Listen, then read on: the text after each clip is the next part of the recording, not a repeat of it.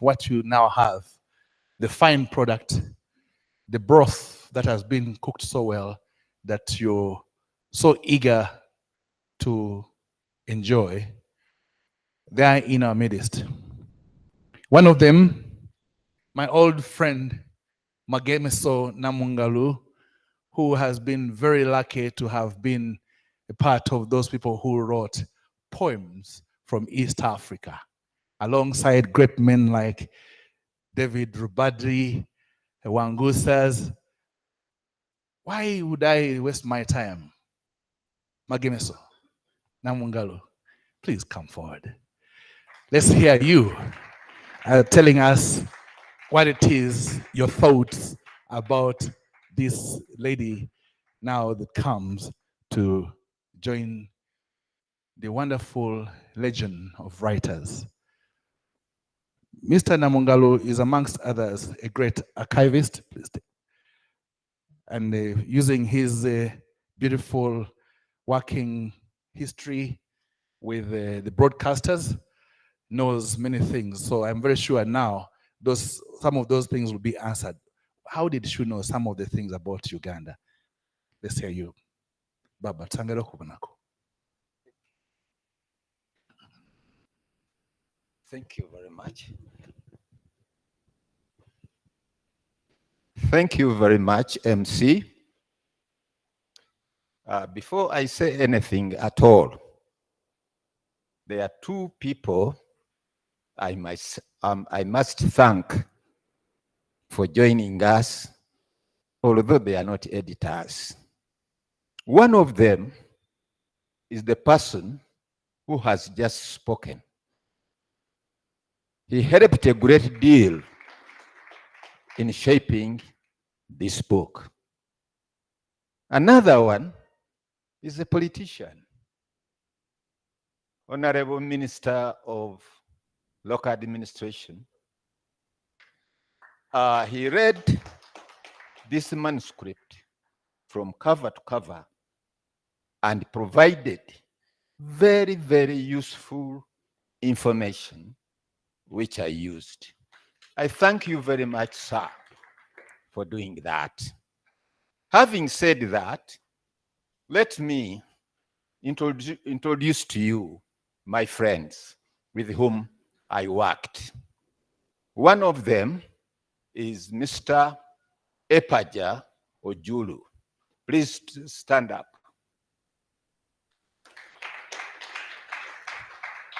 Mr. Epaja Ojulu was an editor of the Uganda Times, which today is New Vision. Thereafter, he worked for a number of media houses, including the BBC.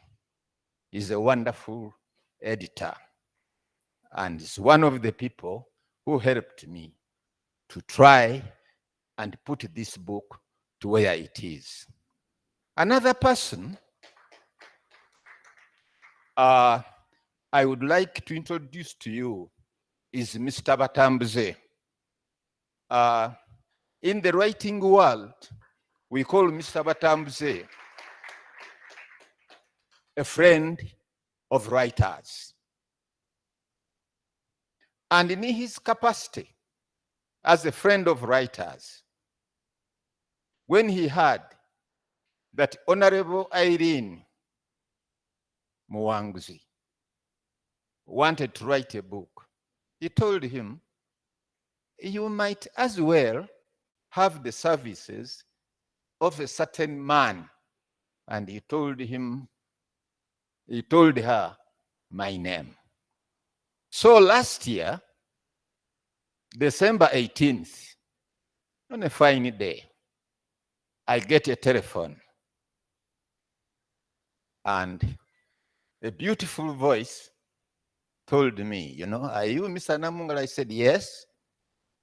Could you please help me to edit my book? I said, okay, we shall talk about it. Where can I find you to talk about that? I told her I'm normally in town in the afternoons. I'm an old man who used to wake up every morning to go and work. Now, as a retired man, I don't need to wake up very early to go to town. So that afternoon, I came to town prepared to talk to Irene. I didn't know the kind of person. So when I got to town, I went to a place called Siro Boat and rang her and said, you know, you can find me at Siro Boat. He said, come to my office. And I said, okay, okay. And I walked into her office that afternoon. There are a few shocks I got. I found a lady in a good civil service chair, and very impressive. And I said, how are you, madam? I think so. At the other end also, she could have been shocked to see an old man. And I told her that I have come, here I am. And I said, let me introduce myself. I said, my name is Namungaru. I'm an author of 12 books. I am not going to talk about these books in detail at all. I will be providing you some brochures. You may read them later, but I have authored 12 books. The highlights of these books include a novel about the times of Idi Amin. Very, very, whenever I go selling books, they buy whatever I have. So it is a very, very popular book. And I have a book of poems. When I published it, Patriotism in President's office said, can we have that book? And they bought 2,000 books. I was very happy. I have other books, many of them. Some of them. One of the strangest of them is a book about COVID-19. When we were locked up in our house compounds, we were not comfortable at all. We were bored. So every evening, I used to write a poem, which I published on Facebook. Later, people told me, please make it a book. I have it here. And I have many other books. There are 12. Of you that might be interested, I'm here. Everybody here almost now know my address. Please, you will not be unhappy to read them. Now, coming to the story of Irene's autobiography. In the first few words, I talked to her. She told me about her gone husband. And I thought I compared with her. The husband had gone abruptly, and my wife also, despite the fact that she had heart problems. She recovered and what? And then one evening, I went home to find the home was full of people. And they were all looking at me with a lot of pity, only to be confronted with the death of my wife at that time. So I thought we have something to share. So from the word go, I got interested in dealing with her in writing this wonderful book.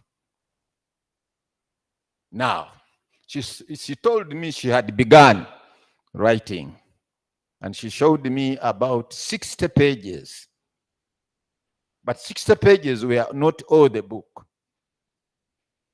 And she said she wanted this book launched at the launching of the foundation.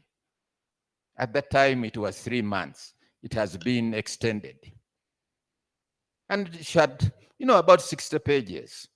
The book today is 300 and what? Now. So I looked at her and we said, now, how are we going to do about it? She asked me. I said, you are not going to use a pen to write. I have a way how you are going to do it. You will talk your book to a recorder on your telephone and send me. And that's how we were able to meet the deadline of making a beautiful book like that in 4 months. It is almost impossible to do that book in 4 months if you are writing. So we designed a system that helped us. And we agreed that she must do only that, send me the recorded material, and then we would go ahead. And that's how we were able to write this book. It was not an easy thing because I'm a student of language. The language we speak and the language we write is different. The other one is, I think, is called colloquial. Another one is called what? So to change the written, the spoken language into written language is not all easy. So the first 1 month or so, I was receiving her recordings, having them transcribed, and trying to change them into a written language. And I told her, I want that language to be your language, not my language, because you are writing your own book. I'm not the one writing. And so we had that battle.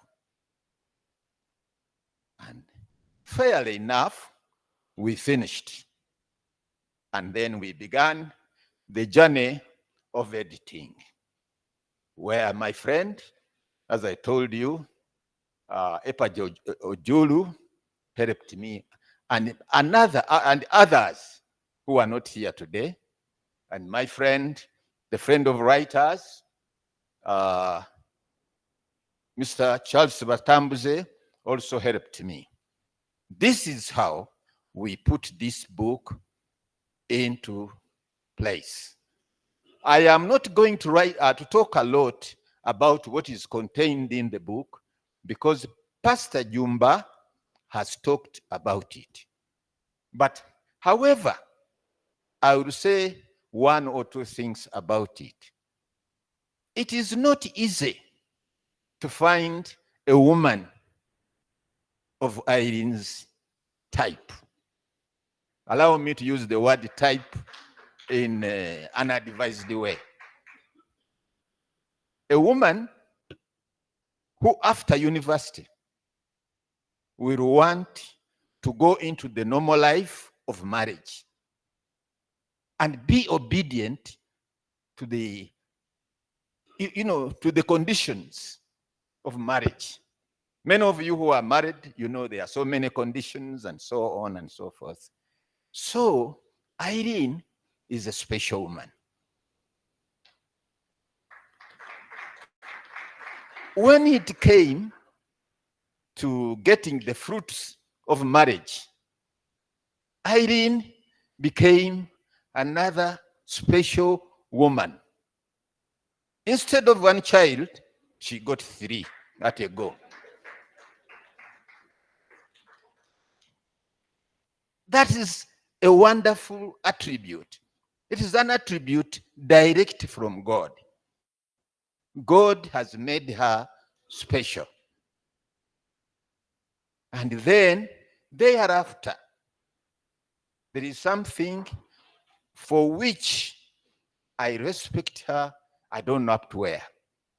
To be able to treat a sick husband. The husband got some kind of illness, I can call it illness, which was very strange. This cancer he got, I'm told, is normally affects people in their 90s. But the husband got it. And he was very sick. Irene was by her husband, looking after her under all conditions. She got the husband, took him to India, looked after him in India, came back, and the doctors in India, she could have broken down if she was a simple woman. They told her, if you are going to put your husband on the plane to take her back to Uganda, you are in problem. Because the man might die on the way, on the plane.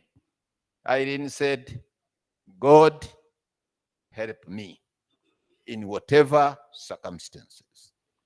She brought back the sick husband to Uganda and continued the treatment.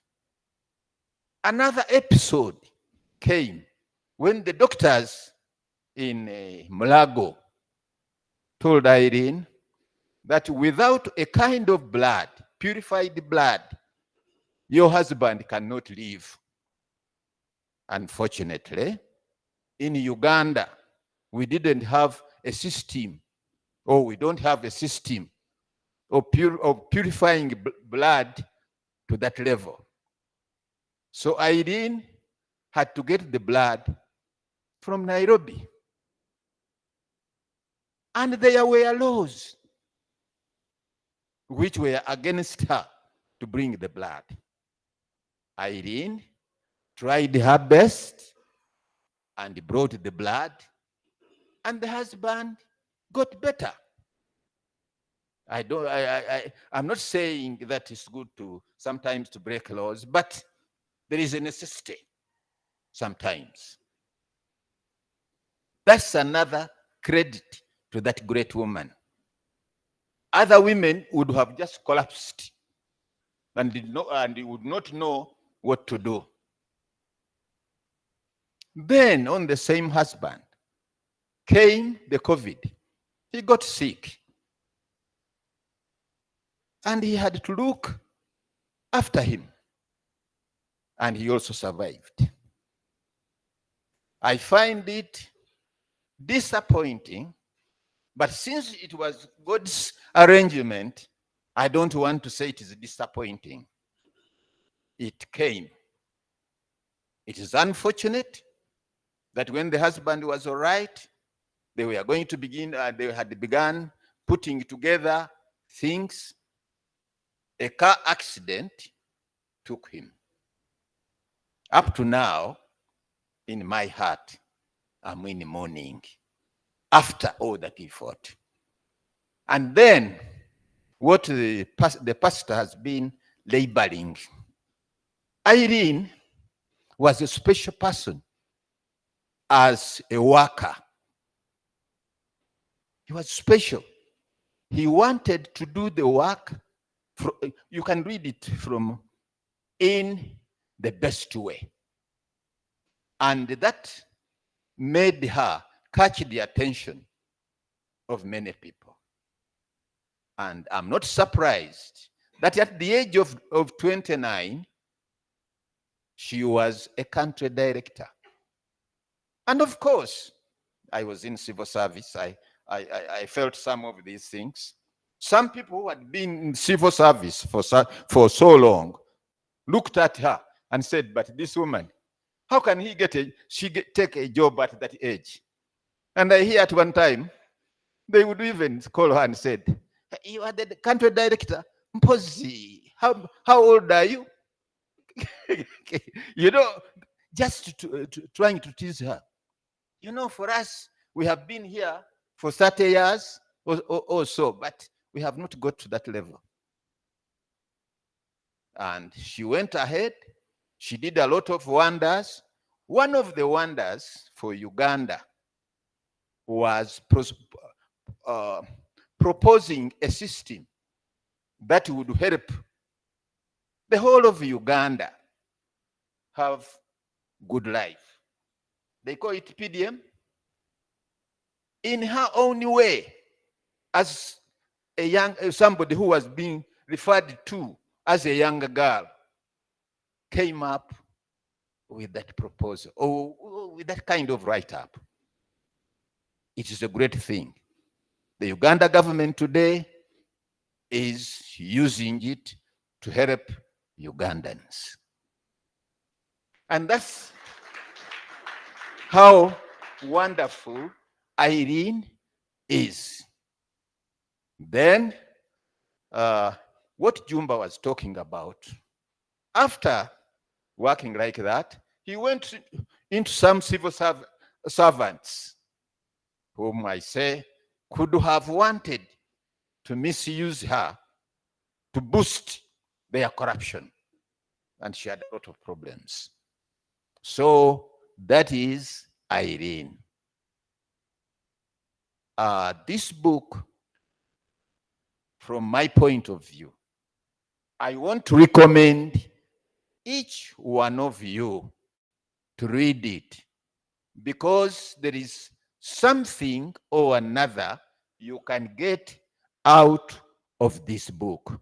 It is very, very important. This is the book.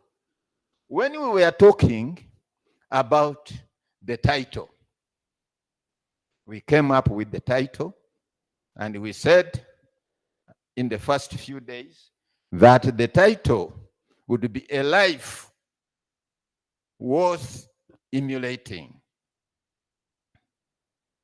And we stuck to that title.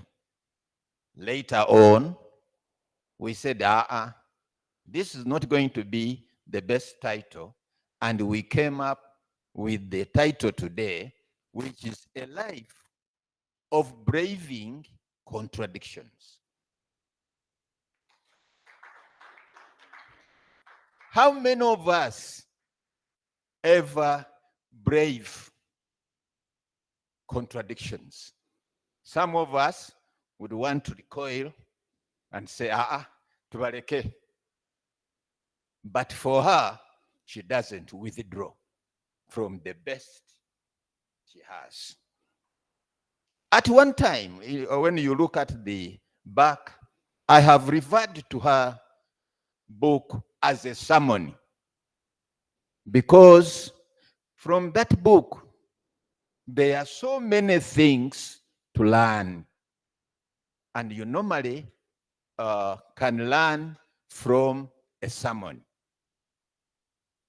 A sermon is something you learn from.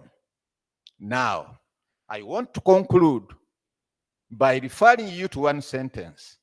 Of you who have the book, read her last sentence. Open the book and read her last sentence. Who could read it for me so that Mr. Permanent Secretary, who called me, can you read for me that last sentence? We need a clear record for the peace of mind.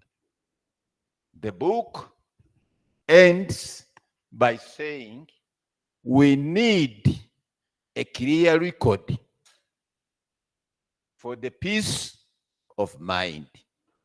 And that, I think, refers to what the pastor has said.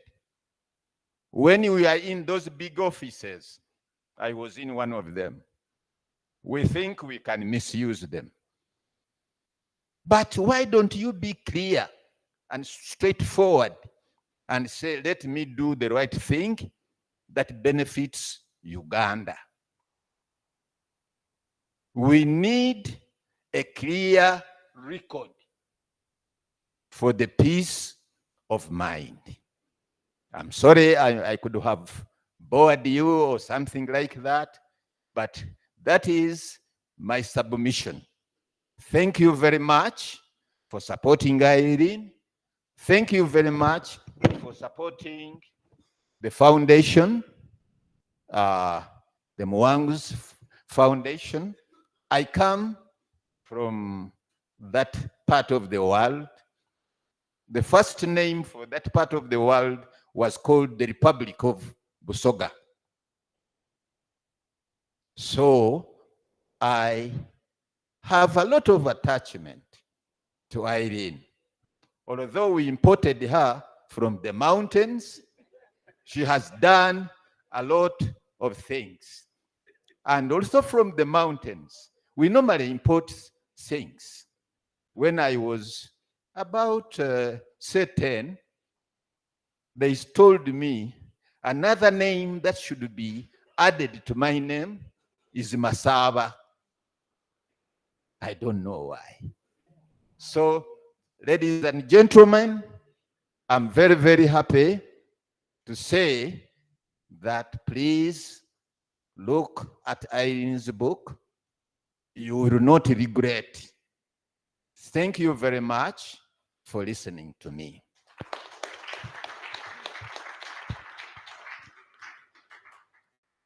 Another round of applause for our editor. And indeed, as they say, the wise men came from the East. A life of braving contradictions, you know. Life is quite interesting. A story is told of a man who was sentenced to prison for allegedly stealing money. And while he was in prison, his wife sent him a letter saying, ever since you were sent to prison, we are suffering. The gardens are bushy. Everything is a mess. What should we do? He had allegedly stolen lots of money. So he wrote back to the wife and said, please, just be strong. Don't touch the garden. Let it be a bush. That's where I hid all the money in different holes. And sent the letter to his wife. A few days later, the wife sent him a letter saying, we don't know what happened, but some men came and cleared the bush. What should we do? The man said, now that they have cleared the bush, go ahead and plant some crops. The wise will get that one. It's a life of contradictions. Somebody was reading the letters. And now, ladies and gentlemen, let's hear it from the author's children as they share with us this special day.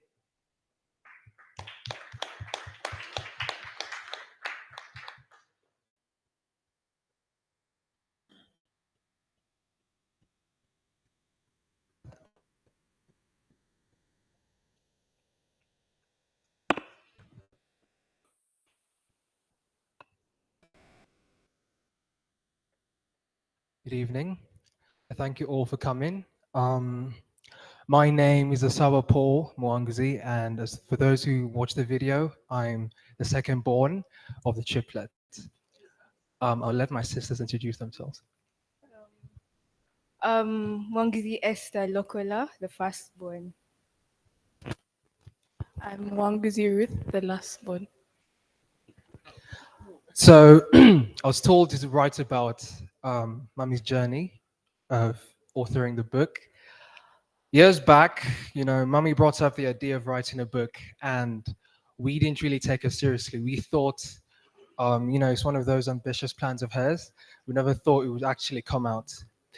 But I remember I asked her, what's he going to write about? And she said, I'm going to write about my life. I said, wow, but your life's pretty boring, because she never really, told us a lot of stories about it. So I thought her life was boring. No one really read it, But she believed that her life experiences were lessons not only for her, but for those out there in the world. And when she brought home the first draft of the book, and I read through, I said, wow, you really did go through this. I was really happy and encouraged and motivated by her book, the various lessons she brought out, especially when she was growing up with with her siblings and through school. It really taught me a lot as a person who's going through school, uh, to know that age is not a limit to success. Yes. Her journey of writing did come with a bit of challenges.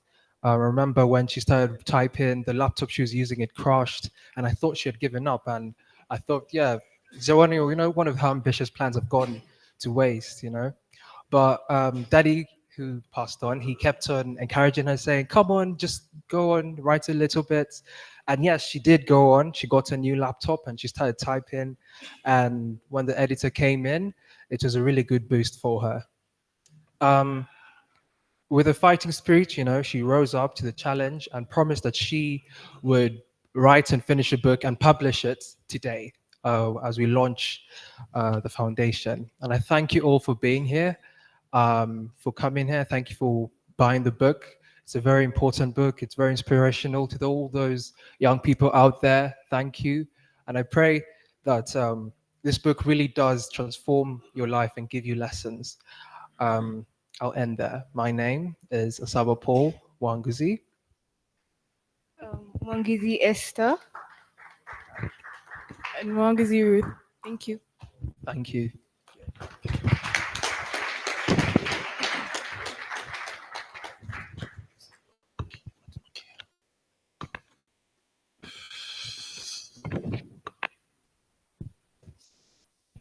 Thank you. We all will smile every time these friends of mine come out and say, "I'm the firstborn, I'm secondborn, I'm lastborn." Very interesting. But there you are. They honor those little things which make us uniquely responsible persons. Thank you. That's a very great example of knowing leadership and understanding what it means. Friends, in our midst, we have Mr. Martin Okia of Limo Publishers Limited, who is here with us. We are sorry that we quickly ran into the Mwanguzi time, but please stand up and be recognized. Please, Elimo Publishers Limited, Mr. Martin Okia.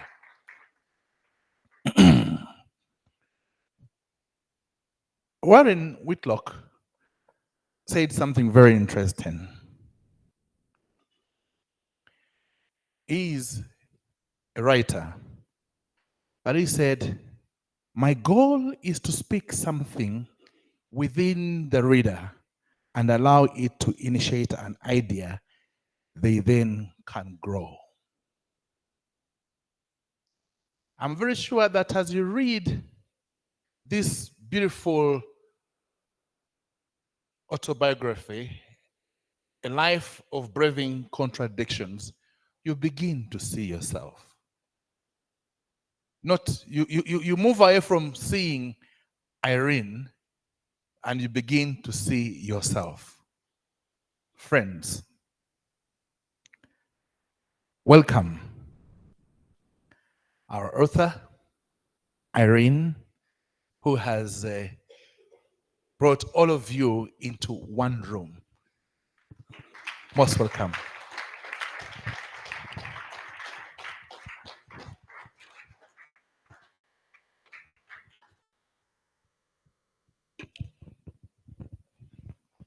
The Honorable Minister of Local Government, the Permanent Secretary, Local Government,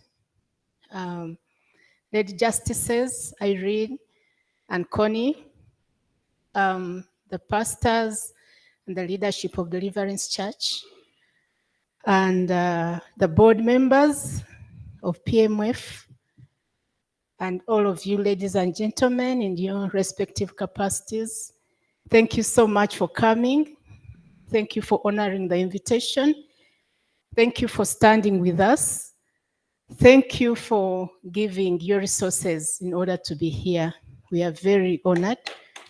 Clap for yourselves.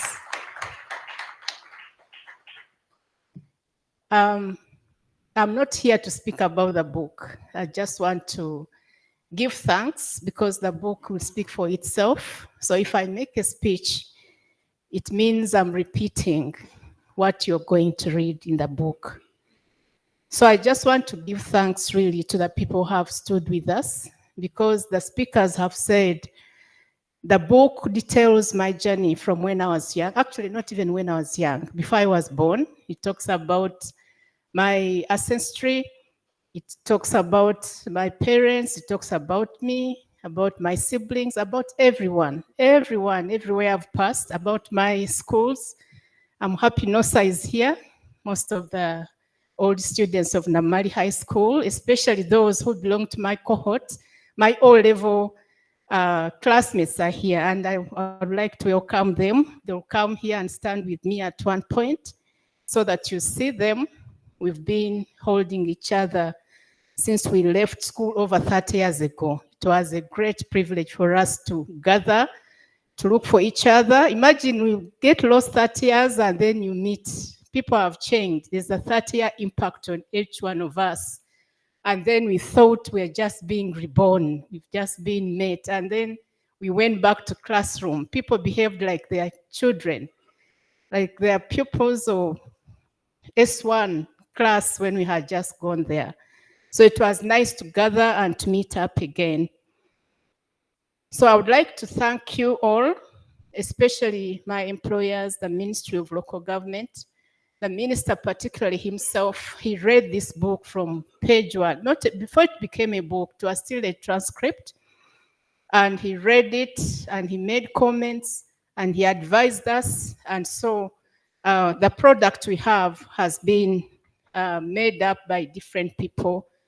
I also want to thank in a special way Professor Wangusa. He was one of those who read the manuscript when it was still maiden. It wasn't so perfected, but he thought it had a lot that we needed to publish. And so he gave us a go-ahead, and he thought it was a good representative of everybody else. So when I write about my life, it's not about me. It represents the society that we live and where we've come from. And of course, the PS also read through. Amidst his busy schedules, he still called me and showed me what he had read and what had interested him. So thank you, sirs, for being with me. I thank Pastor Laban Jumba. He's a very busy person, but he kept reading the book into the nights to be able to give us his feedback that we've also used to perfect the book. I would like to thank the editors. Mr. Namungalu has become, I told him he become my father. When he keeps coming to my office, he talks and talks and talks. I think you can see how he speaks. So we connected very well later on. When he came to my office the first time, I was surprised. I said, hey, I didn't know it was you. I didn't know him, but I expected somebody younger because before I had been talking to people who were much younger. And so when he comes, I said, hey, I didn't know you're like this. He also said, I also didn't know you were like this because your voice sounded like for a young girl, a small person. But when I see you here, I'm also surprised. So we got shocked on both sides. But later on, we got together, worked very well. And I thank God for my family as well. Some few people who managed to come are here, who kept providing me with correction, especially the historical perspectives of our lives. And my brother Martin is here. He played a very big role to help give the facts that happened before I was born. And I thank my family, the church, for the encouragement. I know I could not contact everyone, but you kept on helping me to make sure, encouraging me to make sure I move on with my life, even after the setbacks. The church was there to stand with me, to pray with me. I can't thank you enough. And throughout my journey, I've also worked with people. There's a team called the Overcomers. I met this group a very long time ago when I had just finished school after my graduation. And Mrs. Achila, Aunt Achila was by then in Mbale, and I had just gone there for my first job. I worked with World Learning, and they sent me to set up the offices in Mbale. And so I met this team as well. They have also become, actually at that time I kept wondering why they called them. Later on when I got married to Muanguzi, the English word of overcomers looked like my marital name. And I asked Aunt Achila, I said, where did it come from? But she told me, I think it came from the Bible. There's somewhere where it talks about, is it thanking the younger people because they have overcome the world or something. So it made sense, but at that time, it had not made sense to me. So a little bit of the dilemmas or the contradictions in the book. I'm not going to go there, as I said, but I just wanted to pose some questions to each one of us. If you found yourself having triplets as your firstborn children, yet you're expecting one, do you abandon them or you brave? You put on a coat, a stronger garment for you to be able to manage amidst a job that was also demanding, and amidst, of course, scarcity of resources. By then, we're just really young. We had just gotten married. In 3 years, we get 3 children. So how do you answer that question? And then a spouse falls sick on the first anniversary. You discover that on the first anniversary of the birth of your children, when we are celebrating their anniversary, we could discover Paul was not well. And then shortly after that, the big news come. That's not just him being thin or being unhealthy, he's not eating well, but it's because of an illness which is fatal. What do you do as a spouse at that age, at that stage of your life? You have 3 children, neonates, they are still young. A year later, your husband is diagnosed with multiple myeloma. Do you run away or you stand, you put on a coat to brave that thing that comes your way so that you overcome it? In my case, we overcame, we defeated myeloma. And I celebrate it in that book, that Paul died cancer-free by the time of his death. You read and find out what happened in between. So we lived thereafter happy for 15 years, cancer-free. Even when he tried to show that, no, I'm still here, we still defeated it. And Paul died cancer-free because God had told me somehow that he is not going to die of cancer, that this sickness has not come to finish him up, but reveal the glory of the Lord. And I'm happy he stood by his word.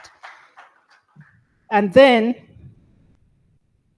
when you stand, you get into opportunities to serve your nation with passion, with commitment, with servant kind of leadership, and with a desire to see change, tangible change to the communities and to the people of your country.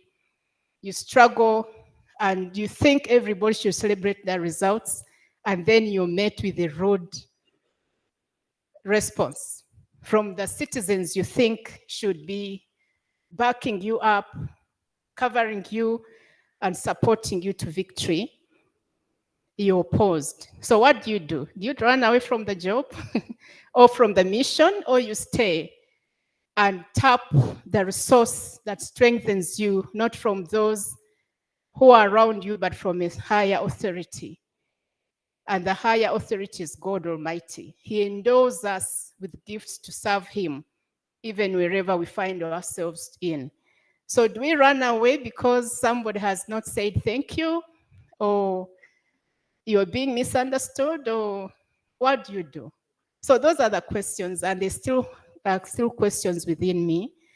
And I'm not going to answer them now, but the book tries to navigate through and answer some of those questions. Learnings, actually, they are just lessons that I learned myself. I hope that those lessons will be able to trigger things within us and question ourselves why we exist. That book also speaks more about what's the importance of life. Do we live here, work every morning, go to work as a job as usual, or you want to make an impact in your nation, or you want to have a meaningful response to what your creator expects you to have? So questions are still there, but it's a beautiful book. Read and recommend it to others to read.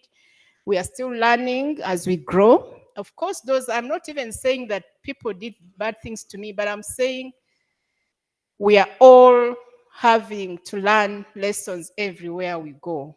So when we open, my conclusion is that when we wake up in the morning and look around us, listen properly to the environment around us, it talks to us what God's will for each one of us is. And so we must learn to listen in, not by the environment around you, but by higher authority that speaks in silence. And one of my best authors who wrote the book, Synchronicity, says, invoked or not invoked, God is present at every situation. So I get motivated to know that the creator of the universe is around us all the time. He's watching and monitoring what we do, so much so that even when those things that happen to us are terrible things, God still remains God, and we don't get so devastated and want to commit suicide as an option, or want to go into depression. You can't want to go into depression, but the thoughts that go on in our minds can lead us into depression if we don't get God closer to us. No wonder they say He's closer than a brother. So we can be in a gathering like this, but when my mind is somewhere else, it's only God who can understand. So it's not about the people around us, it's about what's happening in our inner spirits that matters, and that's where God resides. So I recommend the book to you. Read and encourage other people to read so that we share my experiences. I hope they'll be able to help somebody in one way or the other. So those are my few remarks. I just wanted to request, please. I know everybody here is valuable. I thank you so much, but I want my class of S4 to come and just finish off this moment with me. I know we shall have a time for writing, but I call these people my second siblings, my second brothers and sisters, because we grew up together. So even when we discuss, please be coming as I finish. Even when we moved away from each other after S4, we later gathered and we found ourselves and discovered that each one of us is doing great things. And it has been a good journey working together. Even when I've gone through adversities, this team has really, really championed life, and we've been supporting each other in a very strong way. And lucky enough, we have our cohorts. My class of O level is the one that's providing the president of the whole association. This school started in early 1900s, so we have so many different generations, but we are the ones now leading the whole team. Upon Rose, she's the president of NOSA. And then in us, we have Captain Dennis Wekesa. He's now the one, he's the captain for our Uganda Airlines. And we have Major Lagara Samuel. We have Council Hilda Taliba. We have Catherine, she works with URA. We have David. David works with public service, also with George, public service ministry. He's Mr. Geoffrey Timbiti. He works with local government in one of, I think, Namisindwa district now. And Susan is one of the commissioners.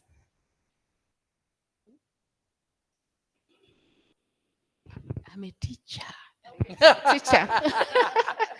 Yeah, and then Josephine, she's working with an NGO. Center for Domestic Violence Prevention. And then With the new vision. vision.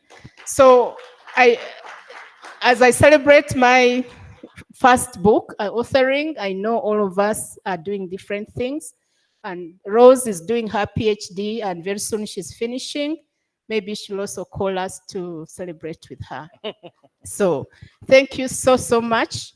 And before I sit down, I would like to request the publisher to come and just use 1 minute of my time to speak about how we are going to market this book from today, because today is just the launch, but it must be sold so that we can recover the cost that has produced it.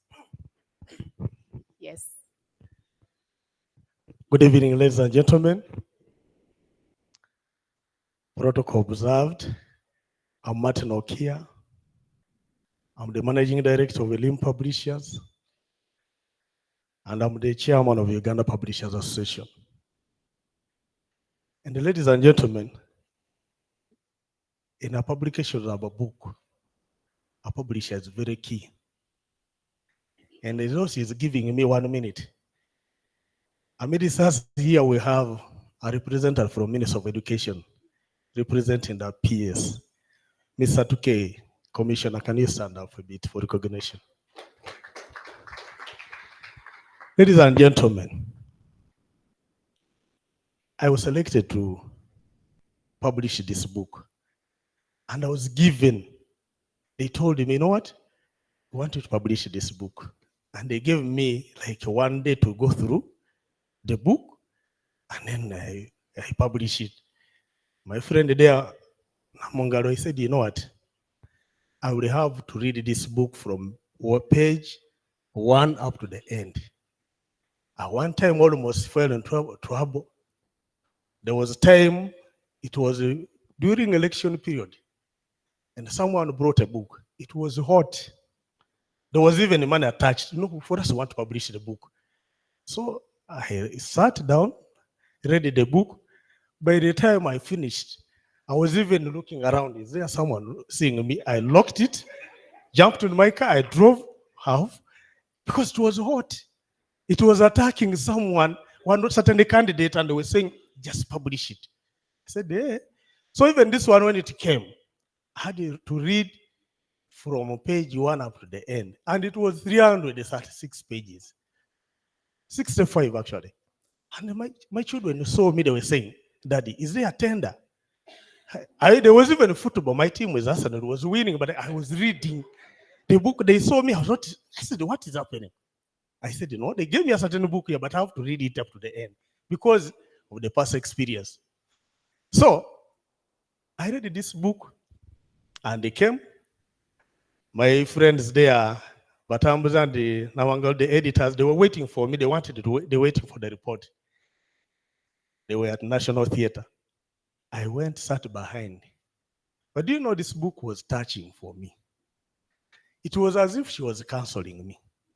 She was quoting all the Bible quotations there. But there was something which was similar story of mine and hers. I'd lost my wife due to cancer. And I was seeing all what she was going through, I went through. They had a motor accident. Also, I was with a family and almost perished with my family in Mavira. I said, what is this? So I continued reading everything. And all the trouble she was going through. Me, I sympathized with her because for her, she was a worker. For me, that time, I was self-employed. And I knew managing a number of contradictions how the title goes. So I was saying, hey. So I read the thing. By the way, I have to tell you that I shed tears. Because I saw a young man perishing.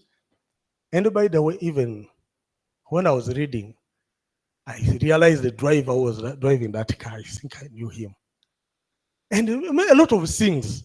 Me, I've been given a short time, but I'm telling you, I have a lot of things I learned from this book. And then finally, my colleagues there were telling me, after shedding tears, I said, I went there and I told them, okay, I've accepted I will publish this book. And there I am. I'm a publisher of this book. I've worked for the book industry for many years.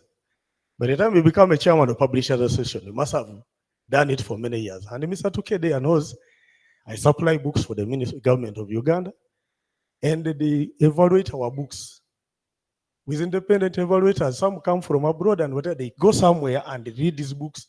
By the time you pass a book to go to schools, you must be a serious publisher. And now coming back to our book, I accepted this because I want us to promote this book. It has a lot of message for many people across the board. And why I'm talking about Mr. Tuke, Minister of Education, there is something we're working on a national book policy.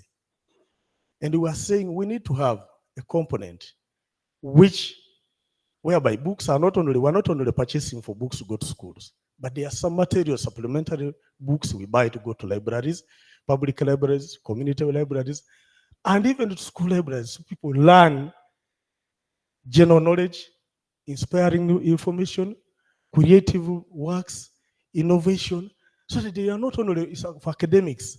And that's what the Western world is doing. And we are proposing that.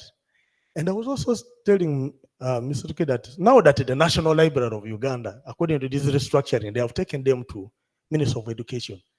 And they have libraries all over. Then we should create a fund to buy such books. And they are put in the libraries.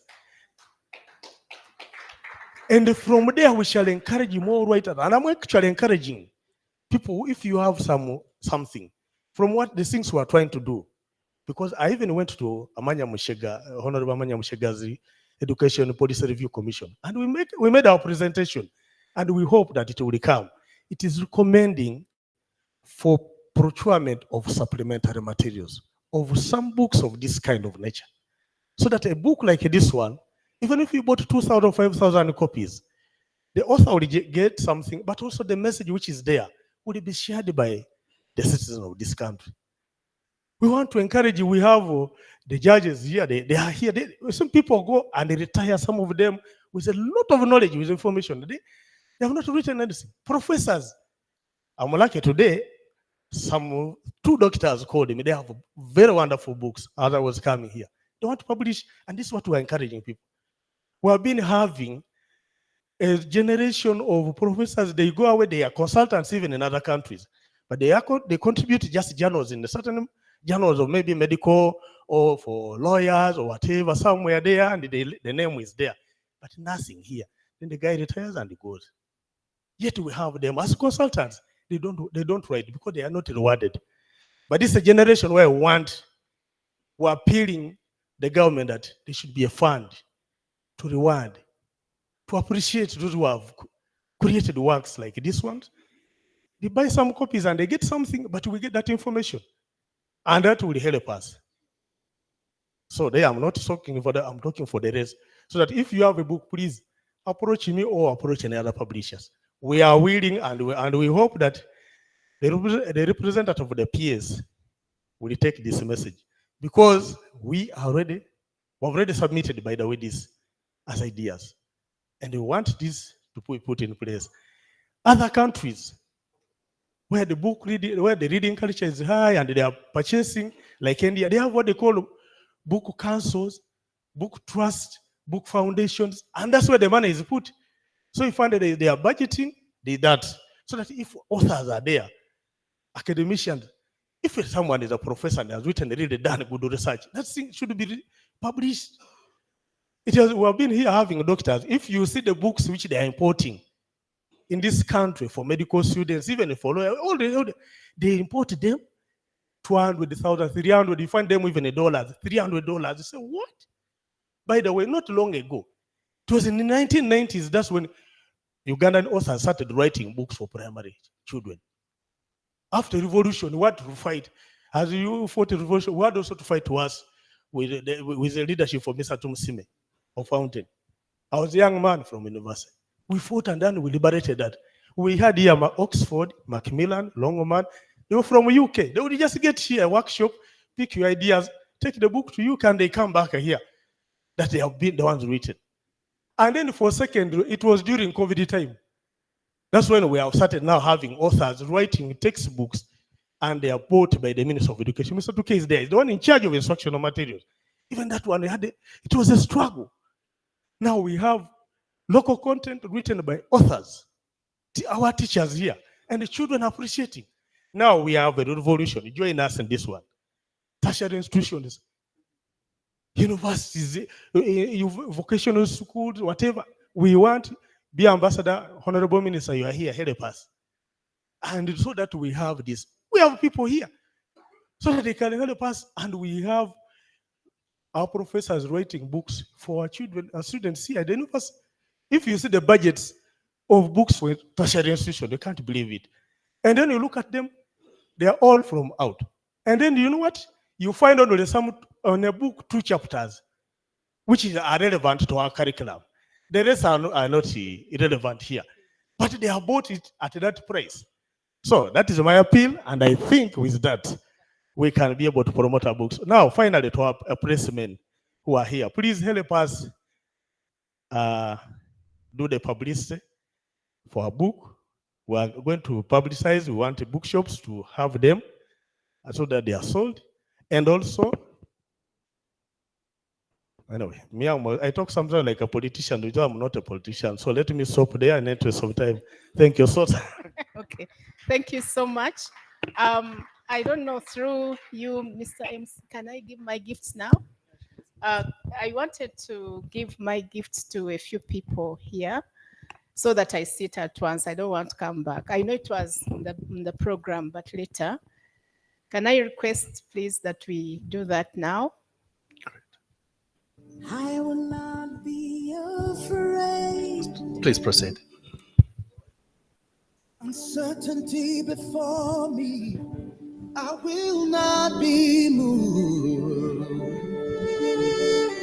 Okay. I am blessed assurance. For the commitment and sacrifice that the minister had to read my book from end to end in a very short time, and he gave us very good feedback, I would like to give him this gift. Please, you can take it to Mr. I know that I will always win. The next gift will go to the PS. Also, PS read my book and was so interested in the content, and he had to keep writing. Thank you so much.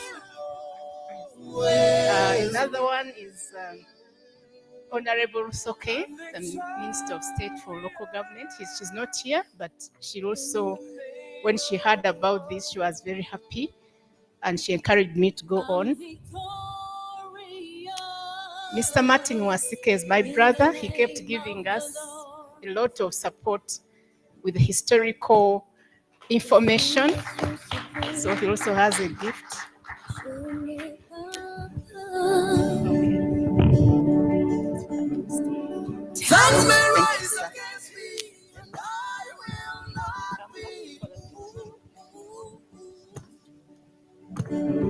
Maior que sai em mim, que o que Another one is for the General Overseer of Deliverance Church in Uganda. Thank you, sir, for your support and prayers.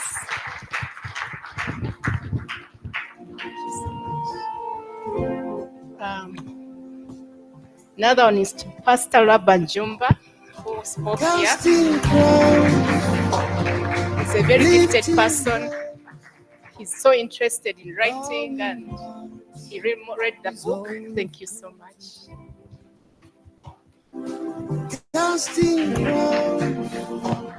Honorable Galabuz is not here, but he's the coordinator of the parish development model. He was also busy, very busy in the field, but he kept encouraging me to write. I'll take it myself because I work with him. Pastor and Mrs. Tibarokoka, this couple, they really have known my journey. They have walked with me from the beginning. Thank you so much. Thank you for support. And then Mr. and Mrs. Obwana, this is my pastor emeritus. He's also been very helpful, praying with me. Thank you so much.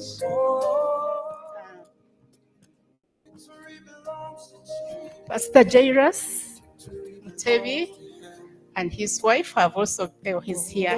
Thank you so much.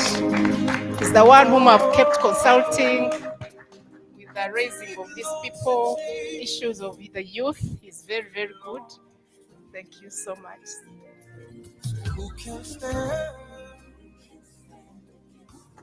Oh, yes, our pastor, my current pastor is Pastor Tikume Nobat. He also blends so well with the children.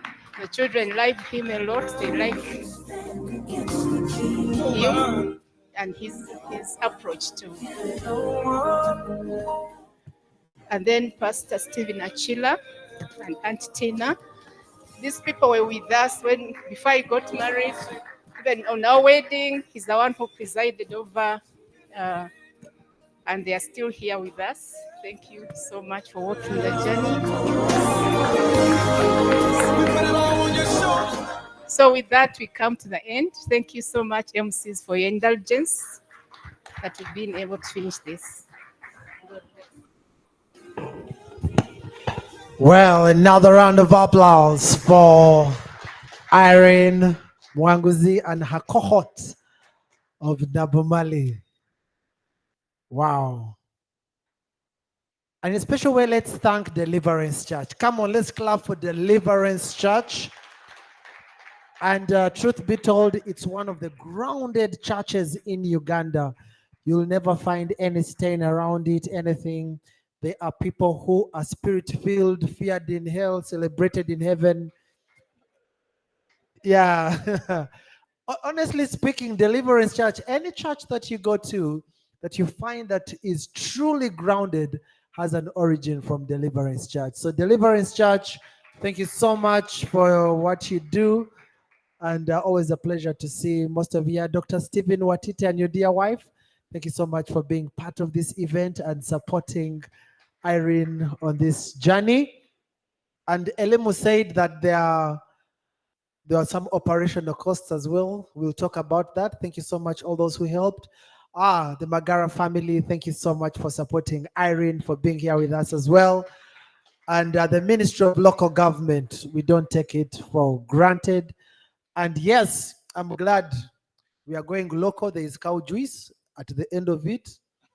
So those who love tea, we shall be having it shortly. I'm also excited that most of us, when I look at your tables, you've already bought a copy of the book, but based on what they have said, symptoms might persist. Just buy another one, because somebody might take the copy you have and you have nothing to stay with.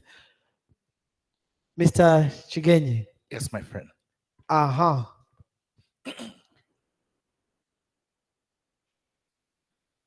We continue to celebrate with you, Irene Mwanguzi, for this wonderful product that you have given us. And celebrating for the people east of the Nile is a very beautiful thing. You know, until a few minutes ago, I was wondering whether they were here. Then all of a sudden I had a lonely ululation or muzida.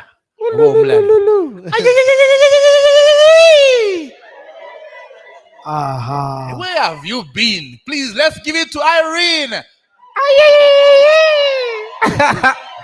The people from the east. Aha. I can see the Honorable Lady Justice Irene Muliagonja at her best with a hand. Yay! That's why thieves never attack people from the east. And you see, if we go further east, celebration is a wonderful thing. You'll hear echoes of the drums, especially in a year like this one, when it is Kadodi time. So, Bamasaba, where are you? Can I hear? This is the year Yes. in August where they die in installments. All right, thank you. Something very interesting. The publisher, I thought we needed to amplify something.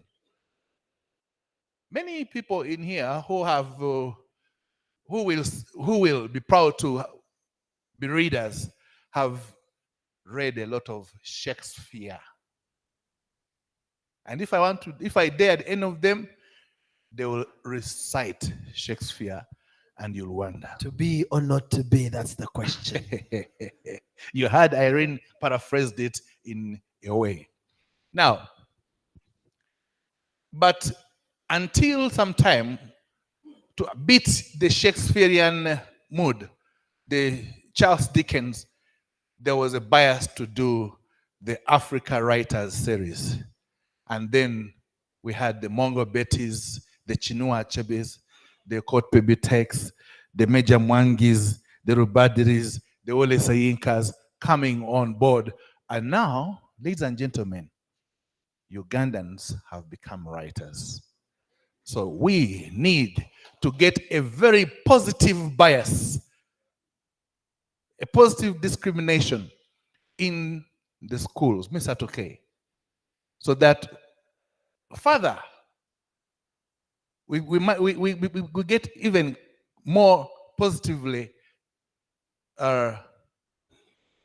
discriminating to allow our children to read about us, and maybe we'll have even more writers inspired by our own. Now, how else do we do this? We have this autobiography, A Life of Braving Contradictions,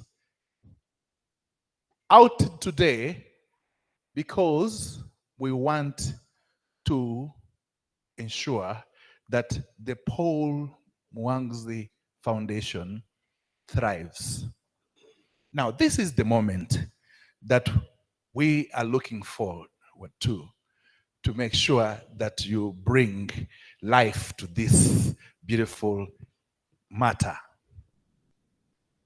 Well, you can be a member. First of all, that's very important. You can register for membership. That is a good starting point. Correct. And become a member of PMF. But more than that, please touch your pockets. If there is a checklist, we want to get this.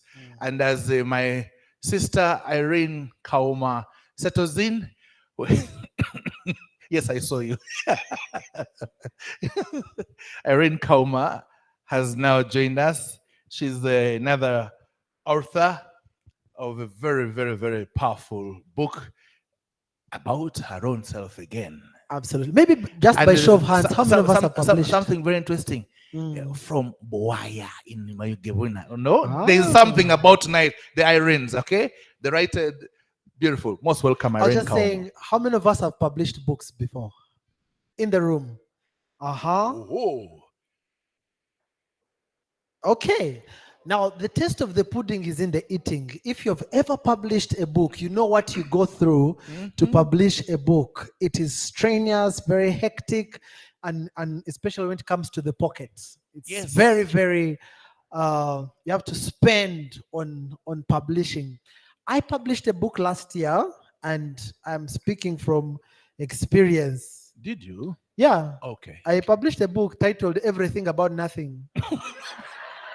It's there. Yeah, and the kicker is never judge a book by its cover.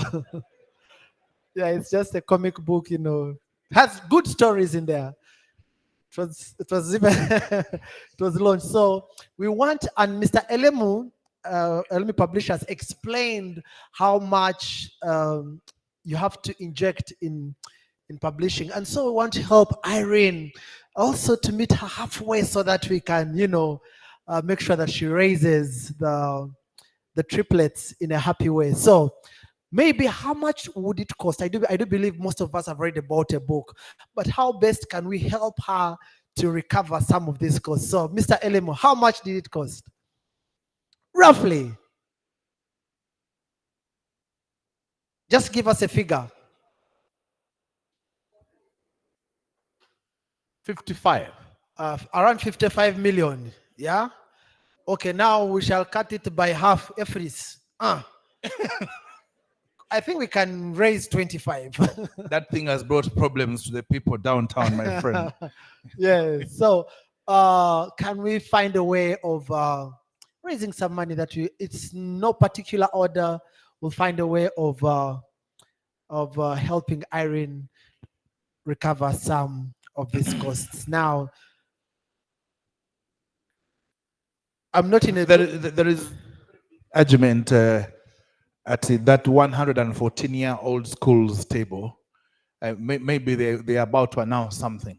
Ah, Yes, okay. Nabomali, just 114 years old. It's 114 years old. Yes, 1910 to date, still strong. Wow. Mhm. So, Mr. Shigenyi, which school did you go to? The national school. Which one? I went to Mwiri, and I also went to Kira College Butiki. So I can safely say I belong to a 113-year-old school, just 1 year behind Nabumali. Yeah, They'll still be the old ones. Mwiri. As long as your motto was in the local language, that was the best school. Yes. Well, Uganda chose to Englishinize it. Yes. I also, don't worry, we are together. I also went to a school where the motto was in the local language. I went to Mbara High School. The motto is Mugumena Man, say strong. Friends, say strong. we have an activity to make sure we raise something in the kitty for the Paul Mwanguzi Foundation in regard to this book. And we want to spend a very little time. So we want to see how we do it. We don't want to push you. Be convicted about this cause. And if you raise your hand up, we'll come over to you and hear you out what you're throwing in this kitty for the book. And as we do that, we have our ushers who are moving around with the membership forms. Just in case you want to be a member of this, you can always, please, where are the ushers? Let's move around. They need to see you. And yes, let's raise 55. They said that it cost 55 million. Yeah, but we tithe. Can we raise the tithe? That is 10%. We first start with the tithe, which is very important. Let's start with the tithe, and we remove the tithe. So let's see if, we know that it has gone back to Deliverance Church. Can we just raise 10% of that at this moment? It Can I doesn't hear have to be somebody one, it giving doesn't some have money? to be one person. Yeah, no, yeah, it even can be participatory approach, You can collective contribution. But if you're here as a group, like Yes. the family of the Ministry of Local Government, I can see almost all the heads of departments are here. They can. We also have a mobile Airtel and MTN. Can you put them on the screen where you can send someone and let us know, just in case. Thank you so much, Irene, for blessing us with this book. The quality is good, and we'll need to know where they can purchase them after. Any bookshops where we can purchase them. Shall we have on Amazon, so that we can make sure that we can tell our relatives, friends, in-laws, outlaws to all get a copy? Okay, here we are. Somebody wants to shoot first?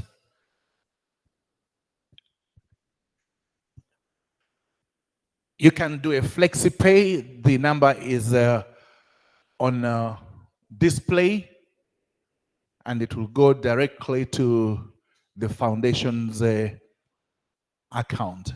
So don't be, if you think the writing of the check is going to take you back in ages, it's all right. If you want me to come closer, I will, so that we can do this together. And the ushers, you can continue sharing our forms so that we can have members join PMF. And as they do that, the band Higher Praise should also be on standby. I want us to sing and give thanks to God. Are you ready? All right, take your positions. Take your position.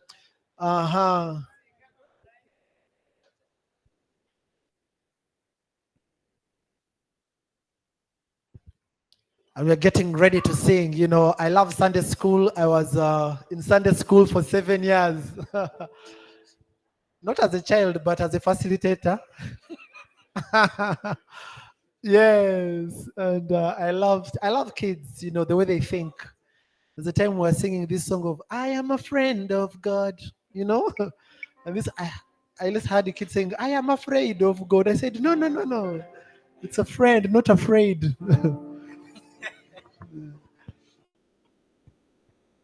All right, we have contributions coming in. Yes, and as they do that, the band is gonna give us a song as we collectively raise some money, and we also have some eats outside, and there'll be a moment for us to share that as well.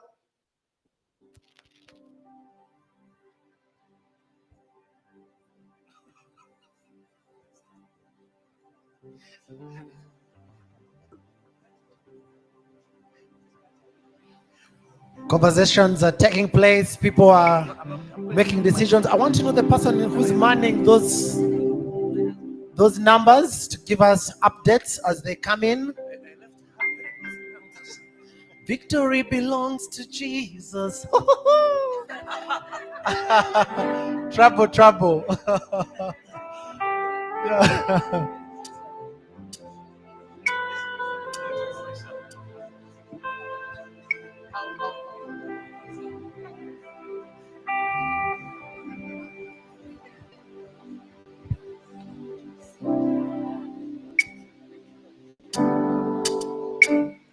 Yeah.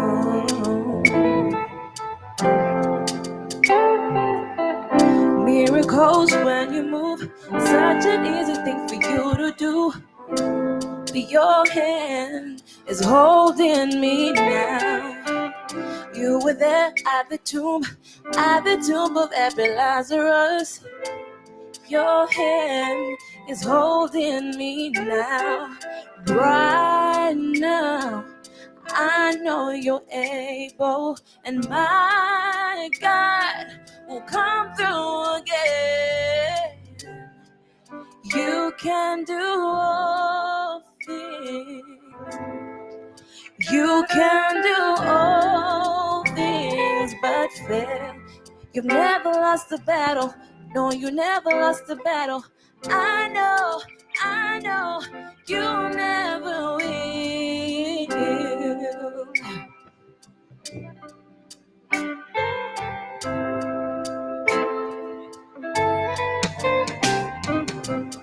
Everything's possible by the power of the Holy Ghost. Your hand is holding me now. You were there at the tomb of every Lazarus. Your hand is holding me now, and right now I know you're able, and my God will come through again. You can do all things. You can do all things but fail. You never lost the battle. No, you never lost the battle. I know, you never will. You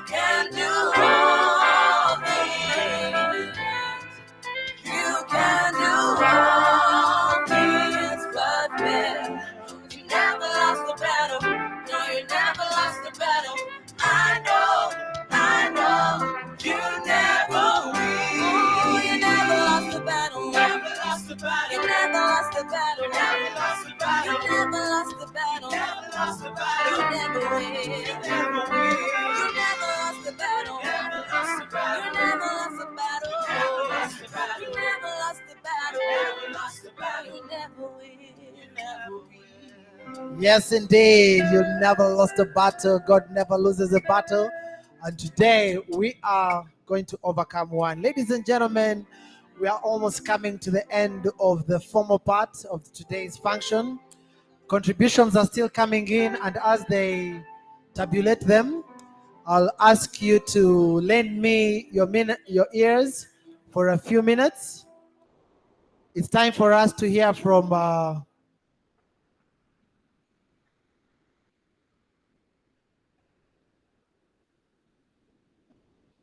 okay, in case you want to make a pledge, the ushers will be passing through, but you also have some booklets in front of you. You can write on it and give it to an usher, and we'll make the announcement. Thank you so much, Mr. Peter Idembe, who has already sent 100,000 contribution to Lion. And now, ladies and gentlemen, allow me to invite the Permanent Secretary, Ministry of Local Government, Mr. Ben Kumanya, to come and share with us his thoughts, and then he will invite the Minister of Local Government to speak thereafter. So ladies and gentlemen, put your hands together for the Permanent Secretary, Minister of Local Government, Mr. Ben Kumumanya.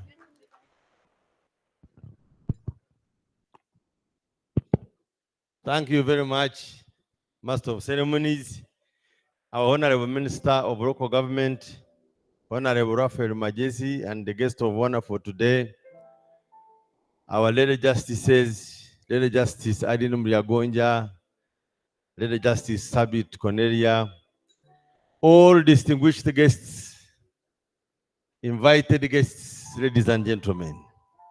First and foremost, I want to congratulate Irene for this great milestone that she has added on the capability and potential of a public servant, aged 5, a family person, but also to produce this magnificent scholarly piece.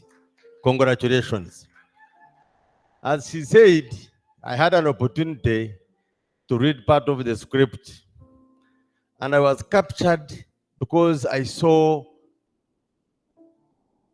that the book and the flow had unprecedented levels of intellect, capacity to capture so many things, crossing over years. She delved into her great-grandparents, went into her grandparents, and then the parents and colonialism, the church in the 1900, and came all the way into the current times. It was quite capturing, and I think this is a big message to all of us. It should encourage all of us, because what captured my mind was all of us has so many beautiful stories. But what has not happened is somebody to sit down and passionately tie them into a beautiful scholarly piece of work like Irene has done. I salute you, Irene. But secondly, because mine is not a speech, I just want to use 1 minute to mention about Irene the person. I've been working with Irene for the last coming 3 years now. But what I have observed is that she's that person with indomitable clarity. She does not use a lot of effort to bring a point to you for you to understand what she's saying. No wonder she has been able to put on this piece of work. But in addition with that clarity, she combines it with adequate levels of affability and infinite amiability. She's just that person that pulls you to listen to her, to attend to her, and to make her part of your environment. So the personality of Irene is quite great. She's a noble character, and as a Minister of Local Government, we are proud to be able to work with you And I can see along the way much potential. Irene at the ministry in the secretariat is in charge of enterprise development. She's in charge of finding out how the 7 enterprises that the president picked for PDM moves up to fruition. And these 7 enterprises are very complex. They don't have any relationship with this book. Because we're talking about coffee, we're talking about dairy, we're talking about poultry, we're talking about fish, aquaculture, we're talking about fruits, and we're talking about food crops. But somebody who's developing products and concept of those can sit and put together this scholarly piece of work that I have perused through and you have seen today. I want to encourage you, please read this piece. It's so full of so many things, full of information, but the flow is quite scholarly and is very rich with a very high, magnificent potentiality. So thank you very much for a job well done. We don't have libraries in local government, but I think as a PS local government, I'm going to buy books worth 2 million shillings and we'll take them to our local governments, at least 1 book per local government. I have 176, and then I make sure we keep memory of one of us who has produced a good piece of work. I think with those few words, it's now my pleasure to invite the chief guest, the Honorable Minister, to come and honor us and address the gathering. Honorable Minister.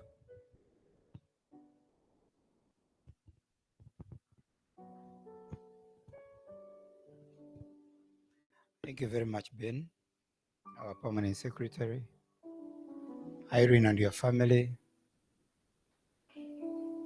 dear guests, all of you in your honors. It's a pleasure for me to be here.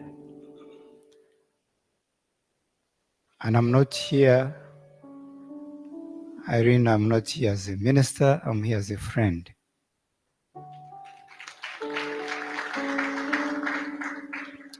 We work with her in Ministry of Local Government, and she was sent directly by His Excellency the President. I got a letter from the President, and he quoted her work with a hunger project. And I think she's part of the philosophical foundation of the parish development model.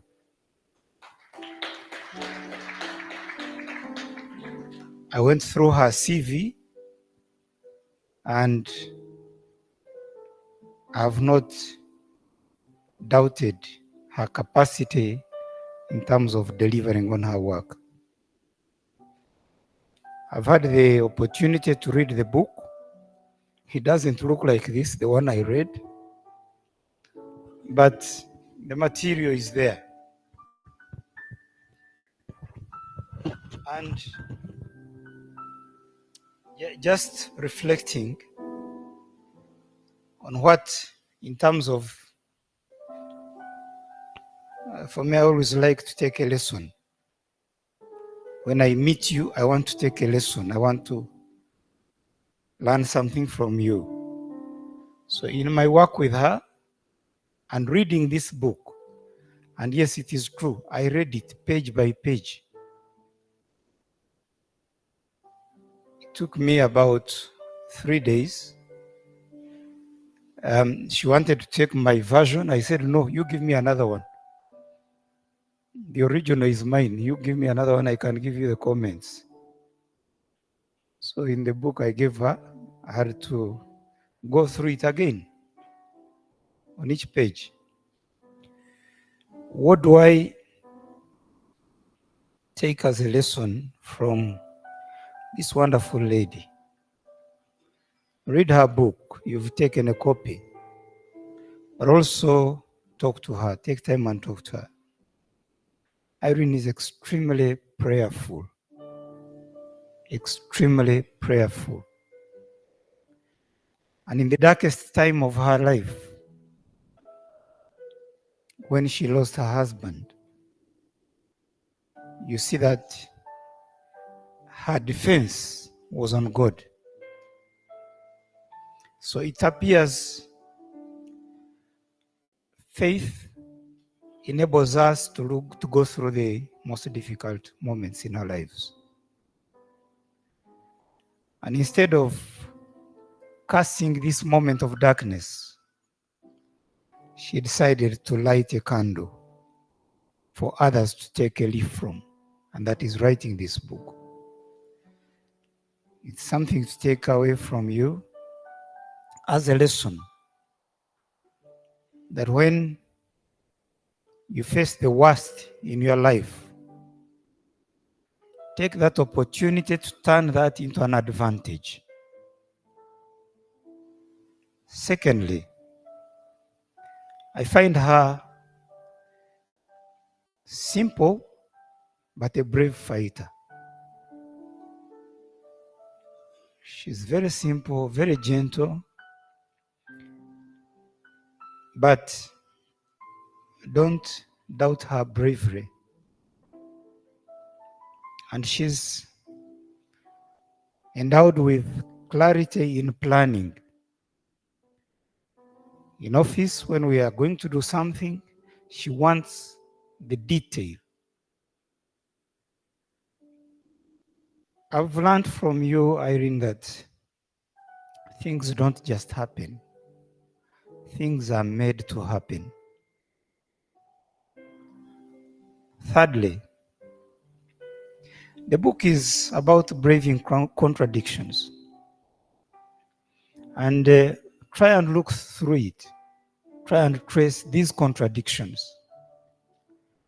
at her workplace, in the family, in her personal life.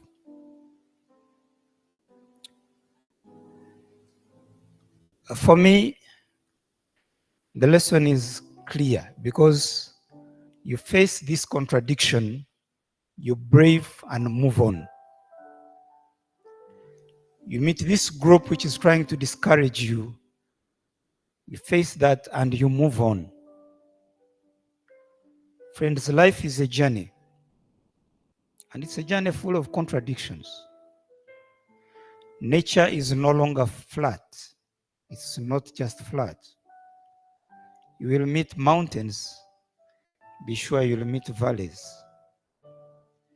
On the road, you'll meet some straight paths, but also you'll get some corners. And I think the lesson for me is, yes, life is a journey. Keep going. My fourth lesson from you, this lady is a good worker. Very good, dedicated at work. I had expected her to take leave, having lost her dear one. I thought maybe she would be off for another 2-3 months or something.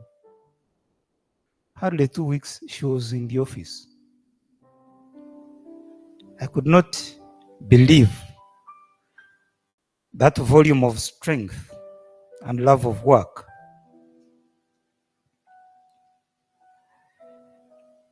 And when you read her book,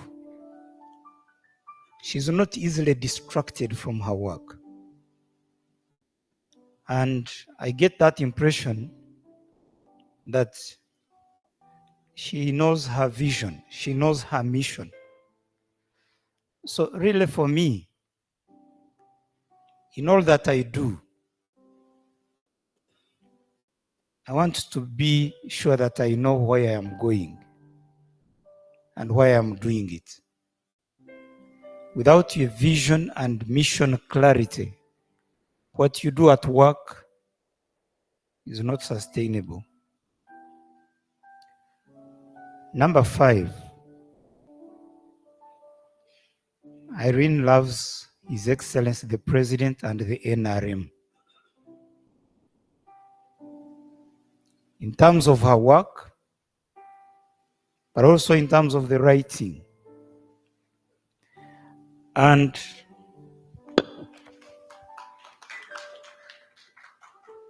she's had that privilege, which is rare. Let's look at page 153.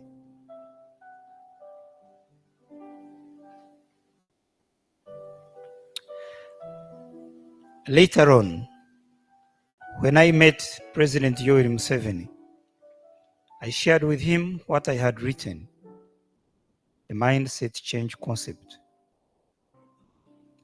Before I met the president, I did not know that somehow it interpreted what my president had all along longed for Uganda to do for Uganda's socio-economic transformation agenda. She calls him my president. It's there, you can read it. She's not saying the president of Uganda, she's saying my president had all along longed for Uganda. In one of the meetings, President Museveni acknowledged that, in quotes, Irene gave us a strategy that is going to transform our country. The principles of the epicenter strategy, which you had actually initiated, were in line with the principles of the NRM. In a way, he was saying that most of the things I was doing were within the principles of the national movement system and were in line with the country's development agenda. These are not the words of somebody who does not know what she likes and what she wants. She's attracted and caught the attention of the number one person in the country. And somewhere in the book, you meet where she is faced with that level of contradiction, people doubting Africa, and she's there to stand for Africanness. People doubting Uganda, and she defends Uganda at all for her. So I learned from you, Irene, that what I used to understand by patriotism must go to a level 2. And if I asked you what is patriotism, I'm sure you would answer the way I was answering before I read this book. I thought patriotism was the love of your country. Yes, the love of your country, but sacrifice for your country. She went beyond loving Uganda and the president to going to a level amidst Europeans defending her country and her continent of Africa. Number 6, I learned from Irene the value of family. From the beginning to the end, Irene is talking about herself and her family. Her family in its entirety. And I think the lesson I get from her, actually, especially when the going gets rough, is that in that darkest moment of your life, when things are very difficult, you have 3 F's to depend on. F number 1 is the family.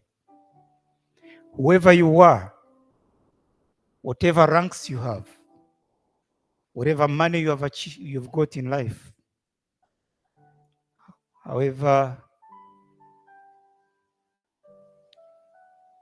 however you've looked at society, in the darkest moment of your life, the person next to you is your family. Therefore, we must value that family. The second F is certainly the friends. Indeed, some of the family members may not be as supportive as the friends at a certain moment in life. But the third F is faith, belief in God. So whenever she was almost giving up, she turned to God. Those three F's is a good lesson from me. What do you value in your life? You're a minister, yes. But a minister without a family cannot lead society, because the foundation of society is the family.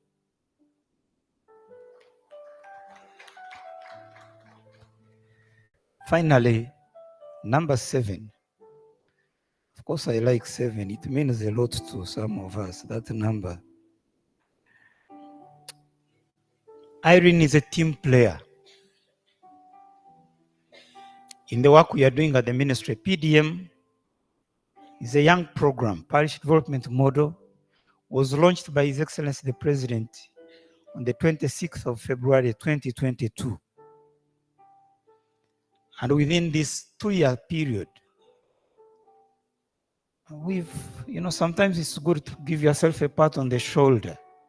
We've achieved 98% of fulfillment in terms of disbursement of this money.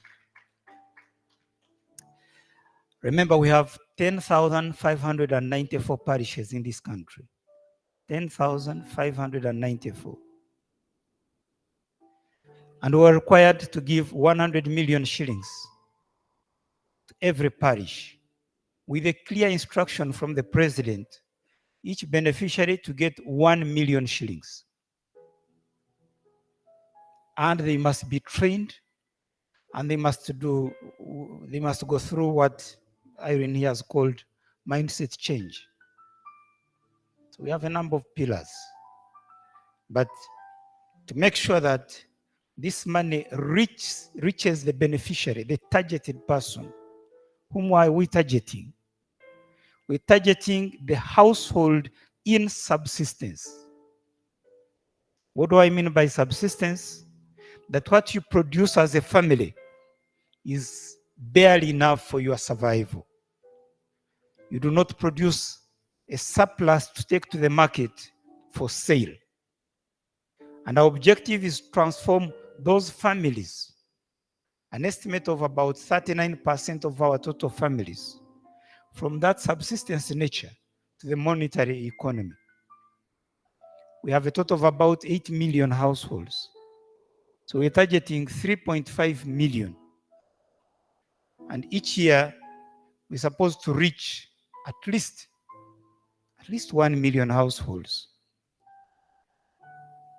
The first year was for learning and for trying this and writing the guidelines and so on. But the last year, the last financial year is when we disbursed 100 million per parish.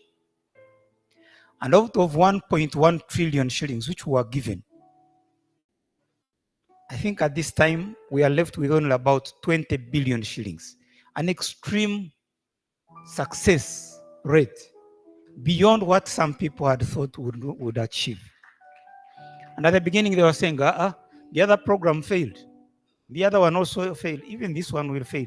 When you realize, we in politics, if you want to know that you are actually on the right path, when you initiate a program and the opposition is quiet, then I think somehow we must be on the right path.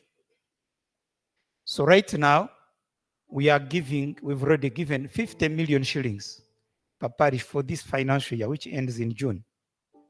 And we are going to give another 50 million so that even for this financial year, we've given another 100 million per parish. We've already registered more than 1 million beneficiaries. And in the next 3-4 years, we shall hit the target. There is no doubt. And for any doubting Thomas, with this kind of caliber of staff, PDM shall succeed.